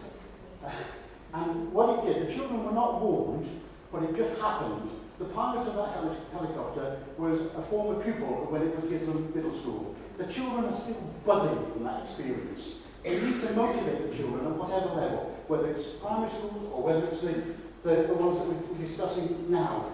So we have to create a balance for all of this. Councillor B said UKIP can't make up its mind. I made up my mind when I came into this room. There's no way that I can possibly oppose this motion, which is why many of us would consider abstaining, because a lot of the arguments put forward from the Conservative side I don't feel makes sense. There are things that are weighing against that the Labour group have been accused of political opportunism. And I suspect there may be a certain amount of that. This to me comes across as a typical Labour motion of wanting to have the cake and eat it. We can't have both. We can't save the funds and provide this. But I do think we need to look at this a lot more closely, and a lot of the closures do appear to be illogical. Whether the means of blocking this is in this motion today, or whether, as I mentioned, do it through call-ins or whatever it's through scrutiny, but we do need to look much more closely at this. And the idea of just closing these things randomly, it seems, doesn't make any sense, but neither perhaps just calling a complete stop to it. That's why many of us here are wavering between supporting and abstaining, but so there's no way we're going to object to it. Thank you.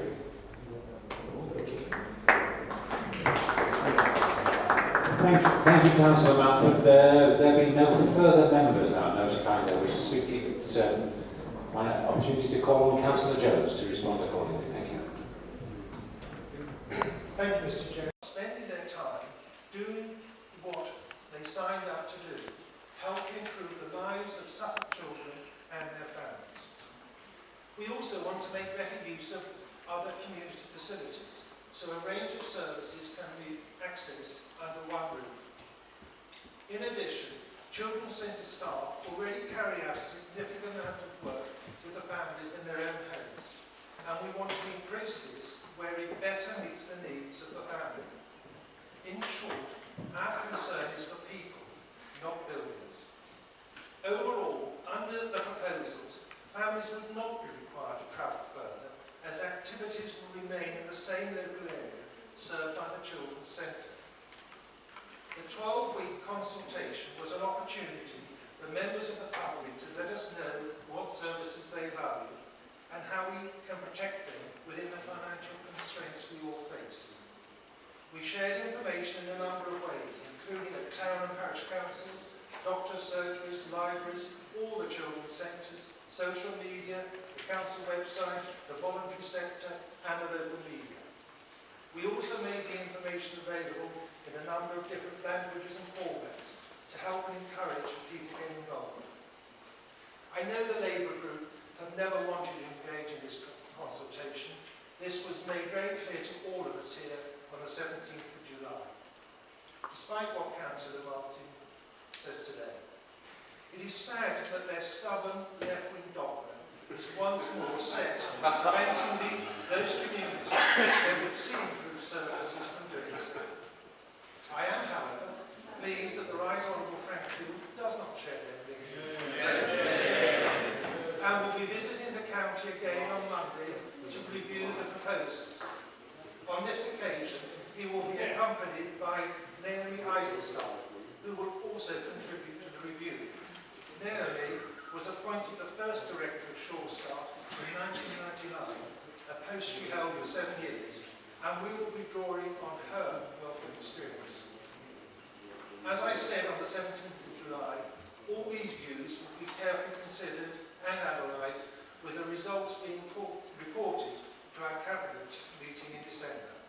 Excuse me, Councillor Jones, could I invite you to draw your remarks or conclusions? So, we should call a halt to the process of reviewing our Children's Centre services as delivered? No.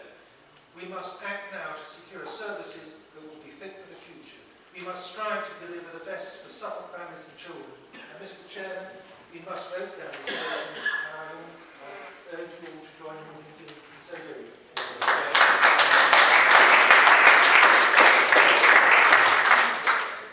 Thank you very much indeed, and thank you, colleagues, for the debate. We now move to the vote. Sorry, Councillor Rutkin, do beg your pardon. Councillor Rutkin, chance to sum up for your motion. Thank you. Thank you very much.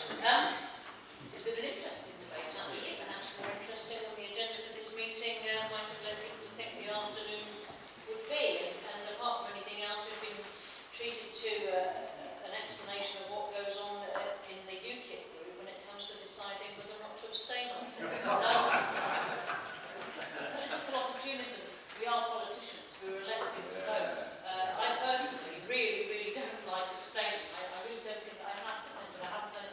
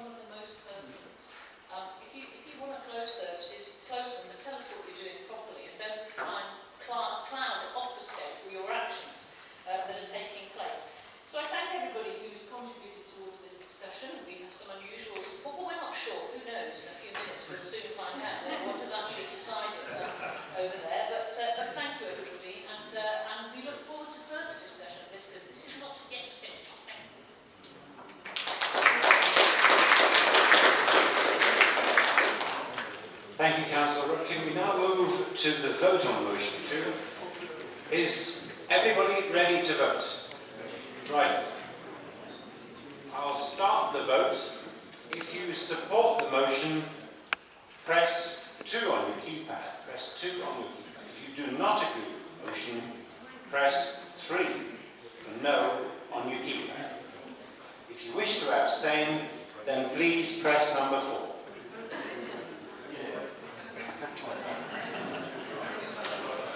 Just a little while, we've got the wrong vote there that's been taken on the previous motion. So hold on a minute.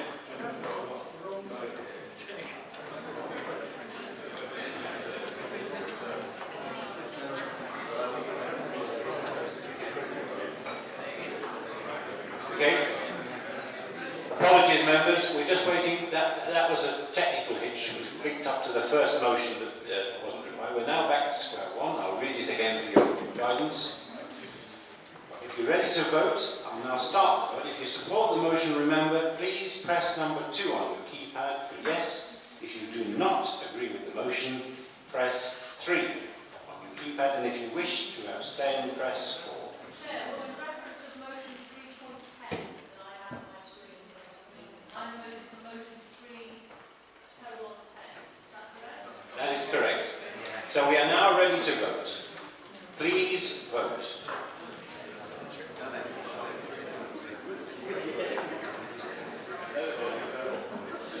Has everyone voted?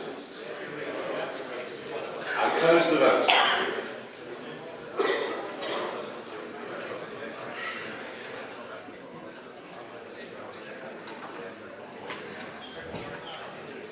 The result is as follows. Those in favour of the motion, 29. Those against, 38.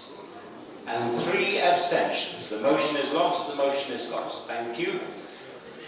At that point, ladies and gentlemen, we're going to have a 10-minute comfort break. Thank you very much indeed.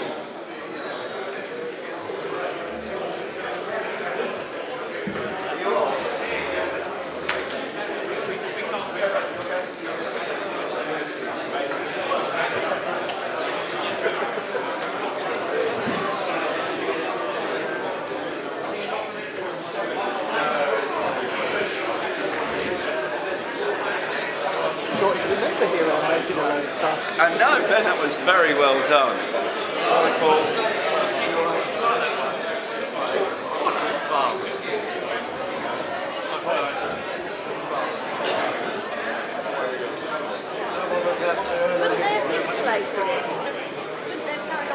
Well, yes, but when I tried doing it in the past, I discovered it takes about 15 hours to go through every frame because it's such a long video. That's the problem.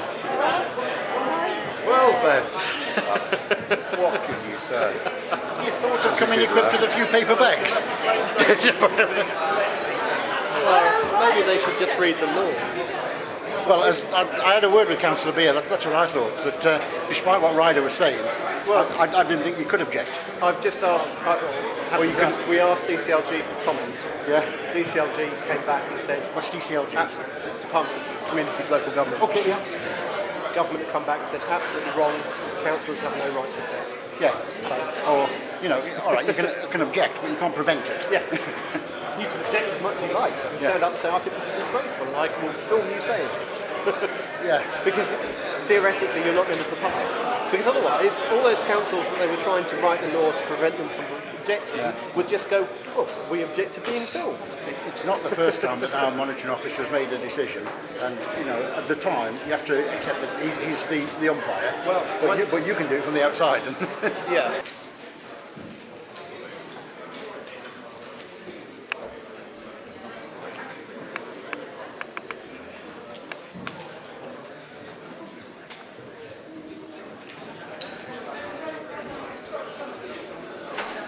Not late at all.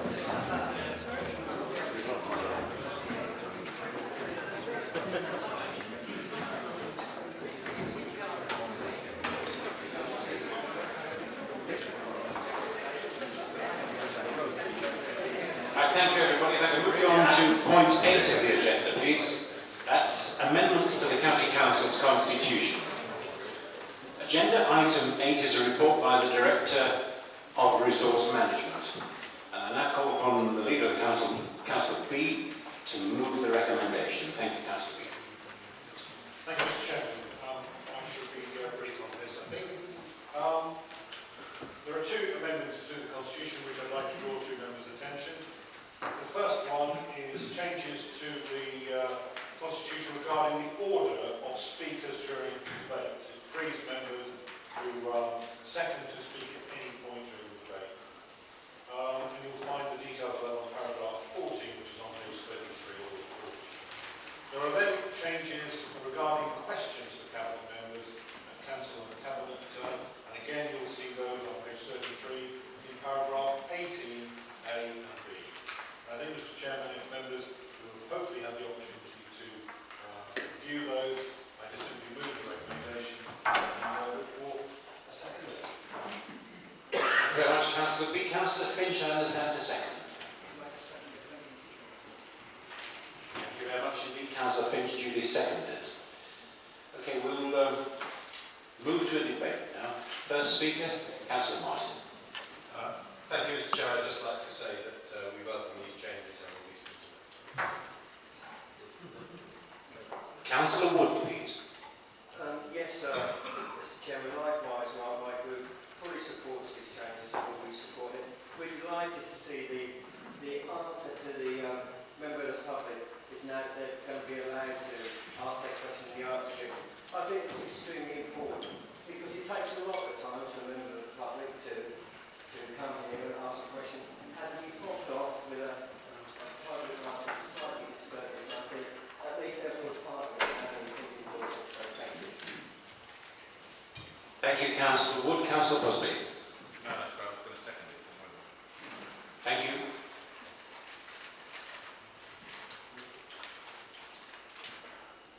Any other speakers? Any other people want to make any points? Any colleagues wish to say anything? We'll move to a vote then. Yeah, we'll have either but open outcry and a show of hands. Agreed. That's carried. Thank you.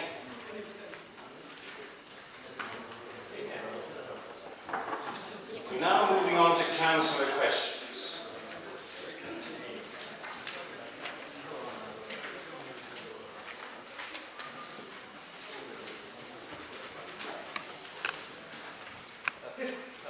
Question from Councillor Herrera for Councillor Murray. Thank you, Councillor. Thank you, Chairman. How we look after the most vulnerable people in our community is a key test of a good local authority, whether we have a caring heart. Does the Cabinet Member for Adult and Community Services today have 100% confidence in Care UK to deliver quality care services to vulnerable older people with dementia in the county's former care homes? Yes, Councillor Murray, thank you. Thank you, Mr. Chairman.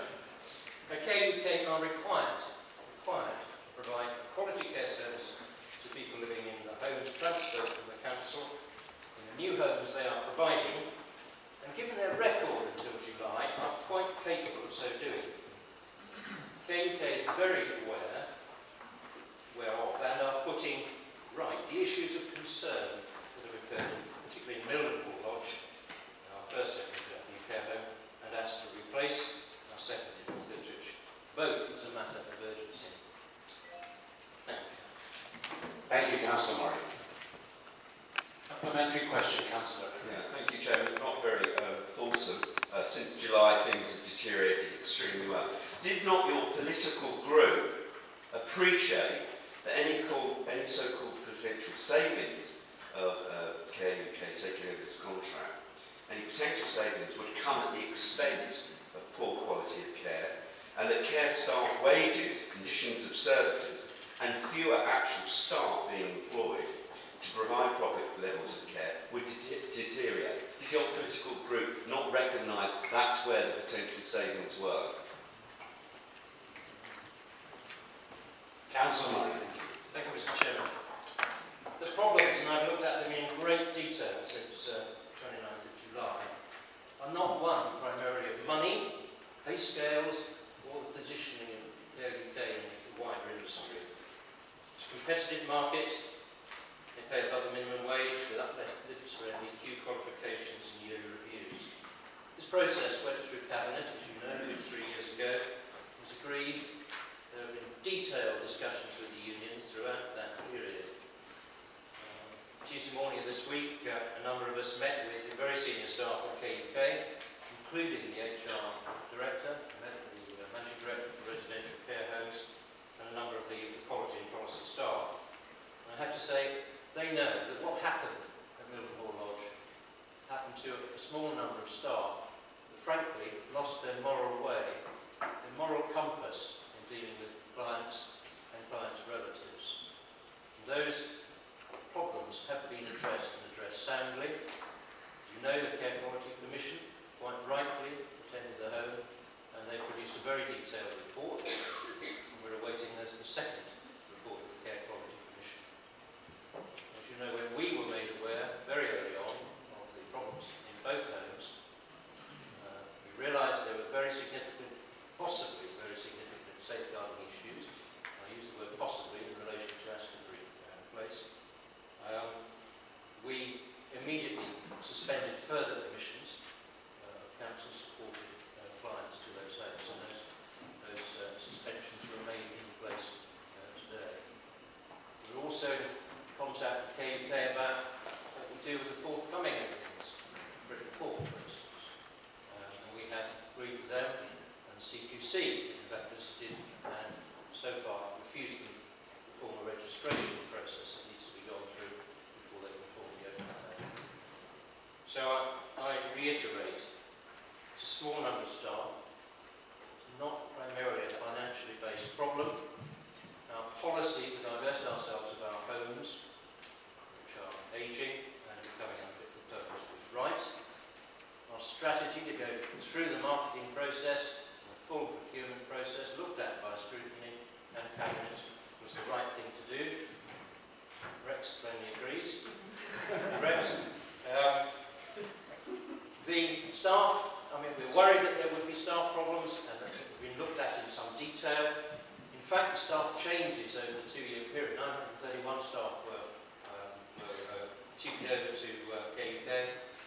Staff changes in the 2-year period have been only about 12% per annum, which is below that what one would normally expect in the care industry in Suffolk. So, yes, there have been problems. I'm quite happy to admit to that. KUK are quite happy to admit to that. Those problems should not have happened. They've been recognised. We know why they happened, I think, now, and they've been soundly addressed. Management has been changed at Milton Hall, and an experienced, long-standing care home manager has been put in place, together with a further quality improvement manager and a new clinical nurse to support the teams on a 7-day, 7-night period. Thanks, Mr. Chairman. Thank you, Councillor Murray. We now move to question number 2 from Councillor David Hudson, intention of Councillor Newman. Thank you, Councillor Hudson. Thank you, Mr. Chairman. Thank you, Mr. Chairman. In a letter to the Newmarket Journal last week, a resident wrote that he had spoken to 2 workmen who once worked for Suffolk County Council, and at that time they laid up to 30 tonnes of tarmac a week. Now that they work for a Kia MG, they now get through about 1 tonne a week. Would you say that this is a reflection of what is happening throughout the Kia MG's contract? Chairman, and thanks to Councillor Hudson for this question. I mean, the answer to this really depends on the work on which this particular gang is currently employed. Reactive repairs to individual potholes at various locations is quite a labour-intensive process, but it only uses relatively small quantities of tarmac, blacktop, whatever material we're using. This is certainly nowhere near 30 tonnes in a week for a single gang. More typically, half a tonne will fill 10 average-sized potholes. Planned patching work with larger scale repairs on a single site obviously uses much more material. Yes, supplementary, Councillor Hudson. Has Kia MG incurred any financial penalties for failing to deliver on their contractual commitments? Councillor Newman. There are a number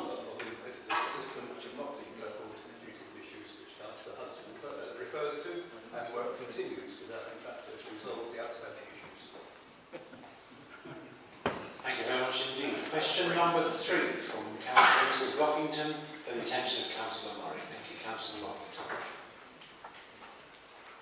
Thank you, Chairman. How many care homes in Suffolk have been closed to new admissions during the last months, and what has been the effect on both social care and residents as a result of homes closed for admission? Councillor Murray. Thank you, Mr. Chairman. In Suffolk, there are 211 homes in total currently registered, and 187 of those currently have 1,850 residential clients and 709 nursing home placements supported by the County Council. Now, of that number, 12 of the 187 care homes, that is 6%, have suspensions in the last month to new admissions, and in that period 2 have had suspensions lifted. During those suspensions, as one would expect, the Council investigates issues of concern, provides a supporting role to its quality and improvement team, and whilst any suspension is in place, the Council would seek alternative provision for those requiring care according to its notice. Social work teams and discharge planning teams at our hospitals are reporting that the current suspensions are not impacting significantly on discharge planning. Care homes are only one facet of supporting our the discharge patients. This includes home care support in the home, direct payments, and extra care housing. Thank you. Supplementary, Councillor Lockington. Thank you. Has there been any financial penalties on avoiding delayed transfer of care and other penalties paid by social care because they haven't been able to get residents into care homes? Councillor Murray. I'm more than happy to say I don't know the answer to that, and I shall find out. I'm not aware of any penalty payments being made at any particular level. I will find out tomorrow. Thank you. Question number 4 from Councillor Mr Stringer, please. Thank you. Thank you, Chair. Question to Revenue. Given the portfolio holder for roads, transport and planning has an intimate knowledge of the school's examination scoring systems, how would he rate the Kia May-Gurney Highways contract on a scale of A star to ungraded? Councillor Newman. Thank you, Chairman, and thank you, Mr. Councillor Stringer, for that question. But I was going to bounce back on this. You end up with grades A star to ungraded after a period of 11 years in the education system. We are only actually at the end of year 1 with this contract with Kia May-Gurney, and that's a contract that may last anything between 5 and 10 years. There have been some good results. For instance, the response to severe weather events early in the contract, I think, was as good as anyone could have hoped for. Very successful projects such as the cycle bridge over the A14 at Bury St Edmunds. But last winter's gritting performance was also good, and all the preparations are in place for the 2014-15 winter. Repair of potholes last winter wasn't so good, but the backlog has been cleared over the summer. Potholes are now consistently being repaired within target response times. Robust preparations have been made to ensure this much improved performance continues over the winter. Planned maintenance programmes have continued with over nearly £6 million worth of work from the government's severe weather and pothole challenge plans, and that's continuing through the autumn and the winter. I know that many councillors in the room have had works going on in their division reflecting that expenditure of money. Next key area for improvement is the delivery of planned minor work, which may not necessarily be urgent, but it is important to councillors and communities. This includes work from councillors' local highway budgets.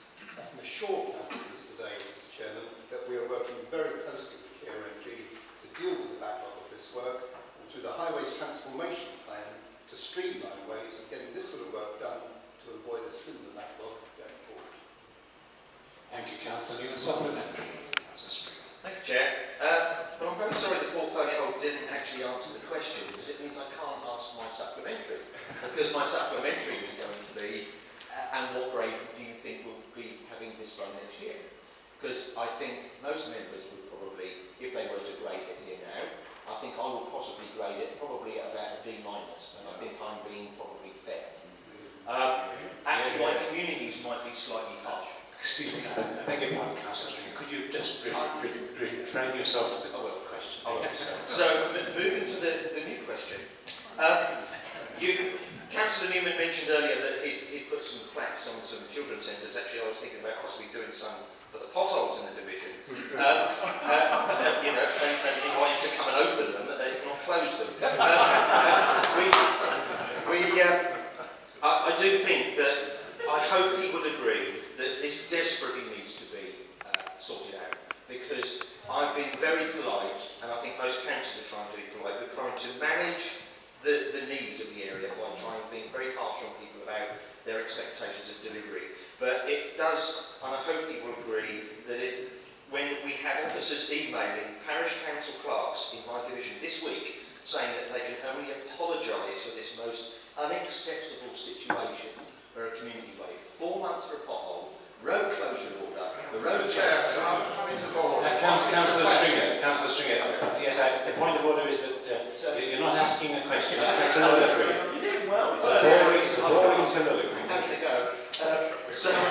Okay, well, in that case, does the portfolio believe that there will be improvements from this year, next year? Yes.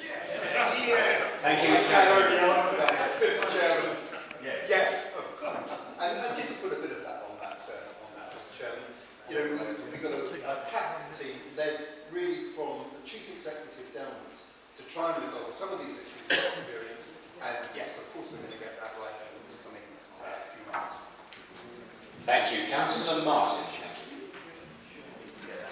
Yes, Councillor Murray. I understand that the Norfolk County Council has withdrawn from the S75 partnership agreement with the Norfolk and Suffolk Foundation Trust, and the assumption is that this is because they consider the standard of care was inadequate. Does the Cabinet member think the standard of care is good enough for Suffolk people? Councillor Murray. Thank you very much, Councillor Martin. Yes, I certainly do. The Section 75 partnership agreement referred to, it's a formal partnership agreement, rather spotty really, between the Suffolk County Council and the Suffolk Mental Health Trust. These arrangements have been in order for the last 10 years, and 10 successful years really. It means simply that the Council delegates its legal duties in relation to community care legislation to the Norfolk and Suffolk Foundation Trust for Mental Health. Now this agreement is monitored by our partnership review group in Suffolk. This meets quarterly and has directorate level attendance from both the County Council and the Trust. The working relationship in Suffolk between our partners, us and them, is very strong and progressive. We are jointly committed to continuing to deliver health and social care services through our integrated working arrangements. We believe that our model is well placed to meet the needs of mental health service users and their family carers. The arrangements between Norfolk County Council and the Norfolk and Suffolk Foundation Trust for Mental Health were very different. And the decision by Norfolk to change them does not reflect on our successful partnership that is in place here. Ideally, in fact, the question contains the word assumption, and so I think in fact what is really happening on the ground in Suffolk. Thank you very much. Thank you very much indeed. Supplementary. No, thank you very much. We'll move on to the next question. Councillor Barker.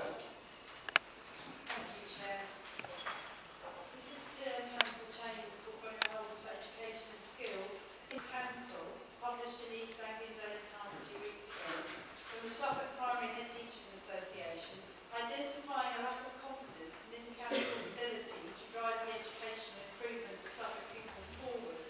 How is Councillor Chambers planning to build bridges, and what is her strategy for achievable and measurable improvement outcomes for Suffolk pupils? Thank you, Councillor Chambers. Thank you, Mr. Chairman. I'm absolutely committed to ensuring that every child in Suffolk receives the best possible education. This commitment means that I need to challenge schools where standards are not yet good enough. Head teachers have a central role to play in raising standards. Indeed, it is head teachers and governors who are principally responsible for the standards in our schools. Whilst it is true that some head teachers have reacted to the challenge being put into the system to raise standards, other head teachers have acknowledged the value of the approach being taken. I will continue to, and I will maintain to be robust in my dialogue with head teachers, and I remain resolute in my expectations about standards and my ambition that all children in Suffolk achieve their potential. Thank you. Councillor Barker. Thank you. I think Councillor Chambers, you partly have answered my supplementary. However, as we approach half-term, what specific actions will Councillor Chambers be implementing between now and Christmas to improve outcomes for Suffolk primary pupils? How will she communicate those priorities to primary schools and teachers? Councillor Chambers. Thank you. I'd just like to reflect on something else before I actually answer the question directly. Let's think about the rate of improvement in outcomes for children in Suffolk in the primary sector is simply not quick enough. And the gap between the children in Suffolk and their peers in other parts of this country is not closing. This needs to be addressed. There are many head teachers and schools who demonstrate the ambition of raising the bar and who are making real progress in raising standards. I need all schools to follow the example of the best schools in the county who demonstrate the spirit of our raising the bar ambitions in their work with our children. In directly answering your question, what I'd like to do is, and this applies to all political groups of this council, I would really like the opportunity to attend your group meetings and talk to you about that strategy, talk to you about the direction we travel. Let's have that dialogue. Let's talk about the actions that are in place. I don't think it's appropriate that I stand here for hours on end rattling on. It is much better that we have a conversation about where we are heading. Thank you very much indeed. Councillor Craig. Thank you, Chair. Councillor Chambers, at the last council you said you had not yet seen the report commissioned by this council from the Northern Educational Association. Have you seen it yet? Councillor Chambers. I can confirm we have received a second draft of the report from Northern Education and will shortly agree a final version with them. When this is done, I will share a summary and the actions arising from that with all councillors. Thank you. Councillor Craig, supplementary. Thank you. Do you know when it will be published? Hopefully in the next couple of weeks. Thank you. Thank you very much indeed. Question number 8, Councillor Jackie. This question for Councillor Anderson. How many separate contracts does the council have with providers of services? Thank you. Councillor Anderson, thank you. Thank you, Councillor Jackson, for your question. We currently have 1,841 active contract records on Suffolk sourcing with 997 separate suppliers. 65% of the council's budget is now spent with external suppliers. Thank you very much, Councillor Anderson. It's a supplementary, Councillor Jackie. Yes, thank you, Councillor Anderson. Do you actually believe that Suffolk County Council is a sufficiently robust control management system to ensure that we can control which services are provided on its behalf? Councillor Anderson. I think it's fair to say that with so many contracts with so many suppliers, some contracts will be performing better than others. The extent of outsourcing that this council is now doing is a relatively recent phenomenon for us. But we are committed continually to learn from our experiences and improve our contracting out skills. It is good practice to retain expert skills in-house to make sure that there is adequate monitoring of contracts and good contract management. And I'm absolutely committed to making sure that we show continuing improvement in that area. Thank you very much indeed. Right, now we have no supplementaries there. That's right. Supplementaries. I see. Councillor Gaylor, please. Councillor Chambers. Which cabinet member is responsible for the county music service? I'm pleased to say I am. Thank you. Supplementary, Councillor Gaylor. Ipswich Arts Association asked this question in June 2013, in February 2014, in May 2014, in September 2014, by email, voicemail and letters. And they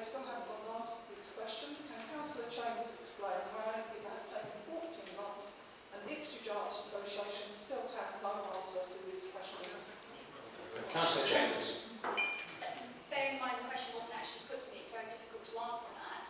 I understand there has been some dialogue with the music service, with Philip Shaw, and I'd be happy to follow this up with you outside the meeting. Thank you very much indeed. Councillor Rodkin. Thank you. Can the Cabinet Member for Children's Services point out to the Council the detail within the consultation document on the children's centres which identifies the criteria for closure? Councillor Jones, thank you.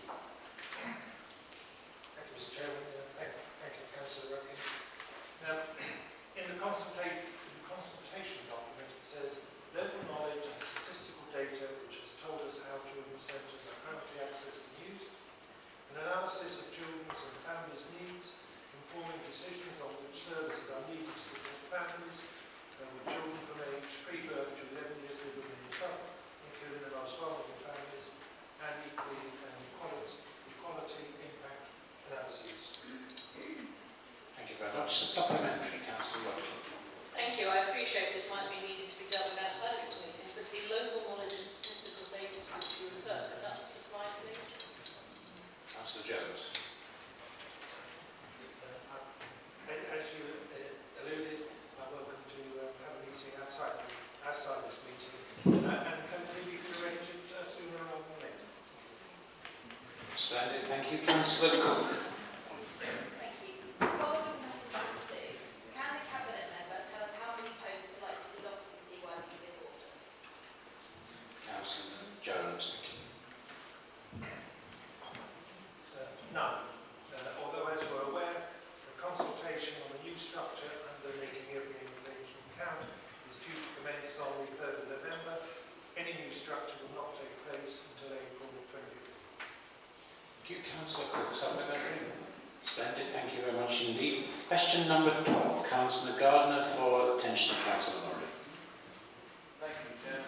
Can the Cabinet Member tell us if he is satisfied with the procurement process for home care, which depends on bids based around a set locality? Councillor Murray, thank you. Thank you very much, Councillor Gardner. Yes, I am. Cabinet approved a new approach to home care in March this year. The Council has consulted users of the service and what they want from a home care service. That's the important point. Most people said they wanted a local service, a service that's reliable, connected to other local means of support. We had a cross-party health and social care policy development panel. They were asked to look at the home care between April and June of this year. They took evidence from a variety of sources, including providers, and the panel supported the locality commissioning model. Suffolk-wide engagement sessions have been held with the current providers, both the generic and specialist providers, and they're represented by the Suffolk Association of Independent Care Providers, with whom I and the Office of the Council meet formally on a quarterly basis and informally more frequently. Thank you. Thank you. Supplementary. Does the portfolio holder welcome the energy of all sides of this Council's main opposition in holding the administration to account on this issue? Councillor Murray. I recognise any intervention and will take it on board, and thank you very much. Thank you very much. Thank you.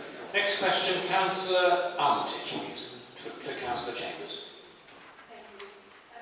For the academic year 2013 to 2014, how many schools in Suffolk have had an evaluation performed by the Learning and Improvement Service in order to identify priority areas for improvement and to evaluate the quality and effectiveness of teaching in each? Thank you, Councillor Chambers. Thank you, Mr. Chairman. There were 131 schools with Suffolk who received targeted support during 2013-14, 17 high schools, 6 first schools, 1 infant school, 2 junior schools and 105 primary schools. Thank you. Supplementary. Thank you. Can the Cabinet Member explain why some schools with Key Stage 2 results well below the national average, schools considered to be of concern, are waiting 6 months or more for the Learning and Improvement Service to perform these evaluations?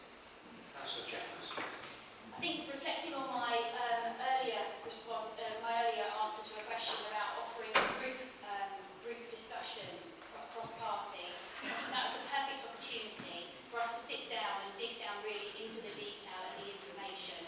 There is a vast amount of data out there that I think we need to drill down into and understand to get a clear picture of what's happening out there. So I think the sooner we can set up those group meetings and those discussions, the better. Thank you very much indeed. Question number 14, Councillor Sandra Games. Thank you. Council's Highways Transformation Programme, which you've mentioned in an earlier answer, Councillor Newman, is all about making a further 2.2 million cut in already reduced service. What makes a Cabinet member imagine any further cuts can be made without basic customer response and essential repairs being cut too far? Councillor Newman, thank you. Chairman, thank you, sir. Councillor Gage. Well, across the chamber, Mr. Chairman, you're going to be acutely aware of the financial constraints which the Council now operates in, and will do for several years to come. That means that difficult decisions are going to have to be made across all the Council services, not least those of highways, passenger transport, which we've discussed this afternoon, we have issues with children's centres, and indeed with adult care, and all our principal services are all under scrutiny continuously. As the Cabinet Member for Roads and Transport, I'll be working hard to ensure that the financial savings associated with the Highways Transformation Programme are made with a minimum impact on frontline service delivery. As evidence of this, the largest part of the savings is forecast to come through better asset management. This includes making better use of our capital budget to keep our roads in the best possible condition and reduce the revenue costs of reactive repairs. By reviewing intervention levels and response times for individual highway defects to improve operational efficiency and maximise the proportion of defects which are permanently repaired at the first visit. In conjunction with that, we are going to be using a new piece of equipment this coming winter with a velocity patcher, and we think that we will probably get 10 times as many potholes filled in a day as we currently do with one gang. So a significant improvement for a more lasting repair. We're also exploring to invest to save opportunities. I'm very pleased to say a programme of replacing street lights which remain on at light with light-emitting diode units. Already in the capital programme, that's going to contribute £500,000 of that £2.2 million savings. Thank you very much. Councillor Gage, supplementary. Okay, so you say difficult decisions and minimal impact on frontline services. Interesting. Elsewhere, similar problems being tackled differently. So, we hear Devon County Council come up with a rather novel idea of recruiting and training local volunteers to be road wardens repairing potholes for free. Is this... Excuse me, Councillor Gage. May I invite you to put it? Thank you. Is this about to be coming to a Suffolk town or parish anytime soon? Thank you, Councillor Newman. Due to the instruction, I didn't actually hear the first part of the question. So I'm going to have to ask them to be repeated. Councillor Gage, could you oblige us a question, please? Yeah, thank you. Please. I thought you'd learned from earlier. Please don't keep interrupting me. Right. You did. Okay. You mentioned difficult decisions and minimal impact on frontline services. And I referred you to those and saying elsewhere in the country, Devon County Council have come up with a rather novel idea of recruiting and training local volunteers to be road wardens, repairing potholes for free to make their savings. Is this about to be coming to a Suffolk town or parish anytime soon? Thank you very much. Question? Yes, thank you, Councillor. The answer to that, Mr. Chairman, actually is quite straightforward. We have a number of parish councils which do express this about very routine and simple maintenance efforts, and we're looking into the implications of doing that. So basically the answer to that is yes, we're looking into it. Thank you very much indeed. Penultimate question, Councillor Nettleton, please.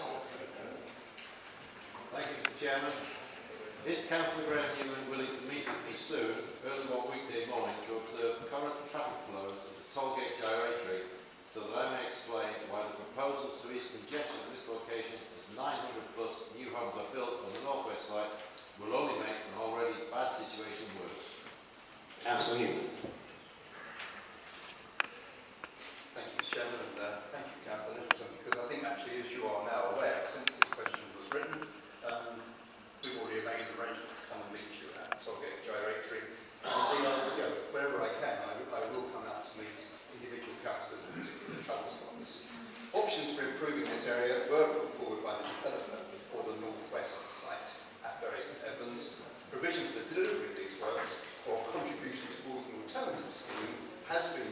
Section 106 agreement with the developer.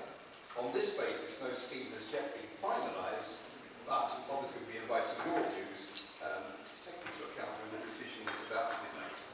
Thank you. Supplementary, Councillor Jones. Thank you, Mr. Chairman. Thank Councillor Newman for the answer and his agreement to attend. If after visiting the location on the 4th of December, Councillor Newman is convinced that the travel plan around the tollgate area is unsatisfactory, is he prepared to intervene rather than leave my electors to the mercies of St Edmund Borough Council's planning department? Councillor Newman. Well, I think actually that's a very interesting question, because of course we do have a lot of planning issues with our colleagues in district and borough councils, which we do need to work through. There are many competing demands now for Section 106 monies, and we do have to get some essential infrastructure into some of these road networks around the development, because if we don't, they're going to be opening up developments from which you can't actually exit. Thank you very much indeed. A final question for today from Councillor Clinton, Worshipful the Mayor of Ipswich. Thank you. Thank you, Chair. Is Councillor Newman still confident that traffic improvements on the Selecting Road corridor can be carried out as planned early next year? Councillor Newman. Thank you, Mr. Chairman, and I'm pleased to tell Councillor Clinton and indeed the whole chamber design work for this piece of work is well advanced, and work on site is programmed to start in spring next year. Implementation of the full scheme depends on the transfer to Suffolk County Council of developer funding from the Ravenswood development, and that's currently held by the Ipswich Borough Council. Councillor Clinton. Thank you, Councillor. Can the Cabinet member confirm that all necessary agreements to enable these works to be carried out have been secured? Councillor Newman. I'm not going to go into too much detail about that, but a full consultation has been held on the various Napton Road corridor improvements, and most of the people responding to that have been in favour of doing the amount of work that we're likely to get through, the likely amount of money that we have to pay. Thank you, Councillor Newman. There be no further business, Mayor. Thank you for your attendance and a safe journey home. Thank you, ladies and gentlemen.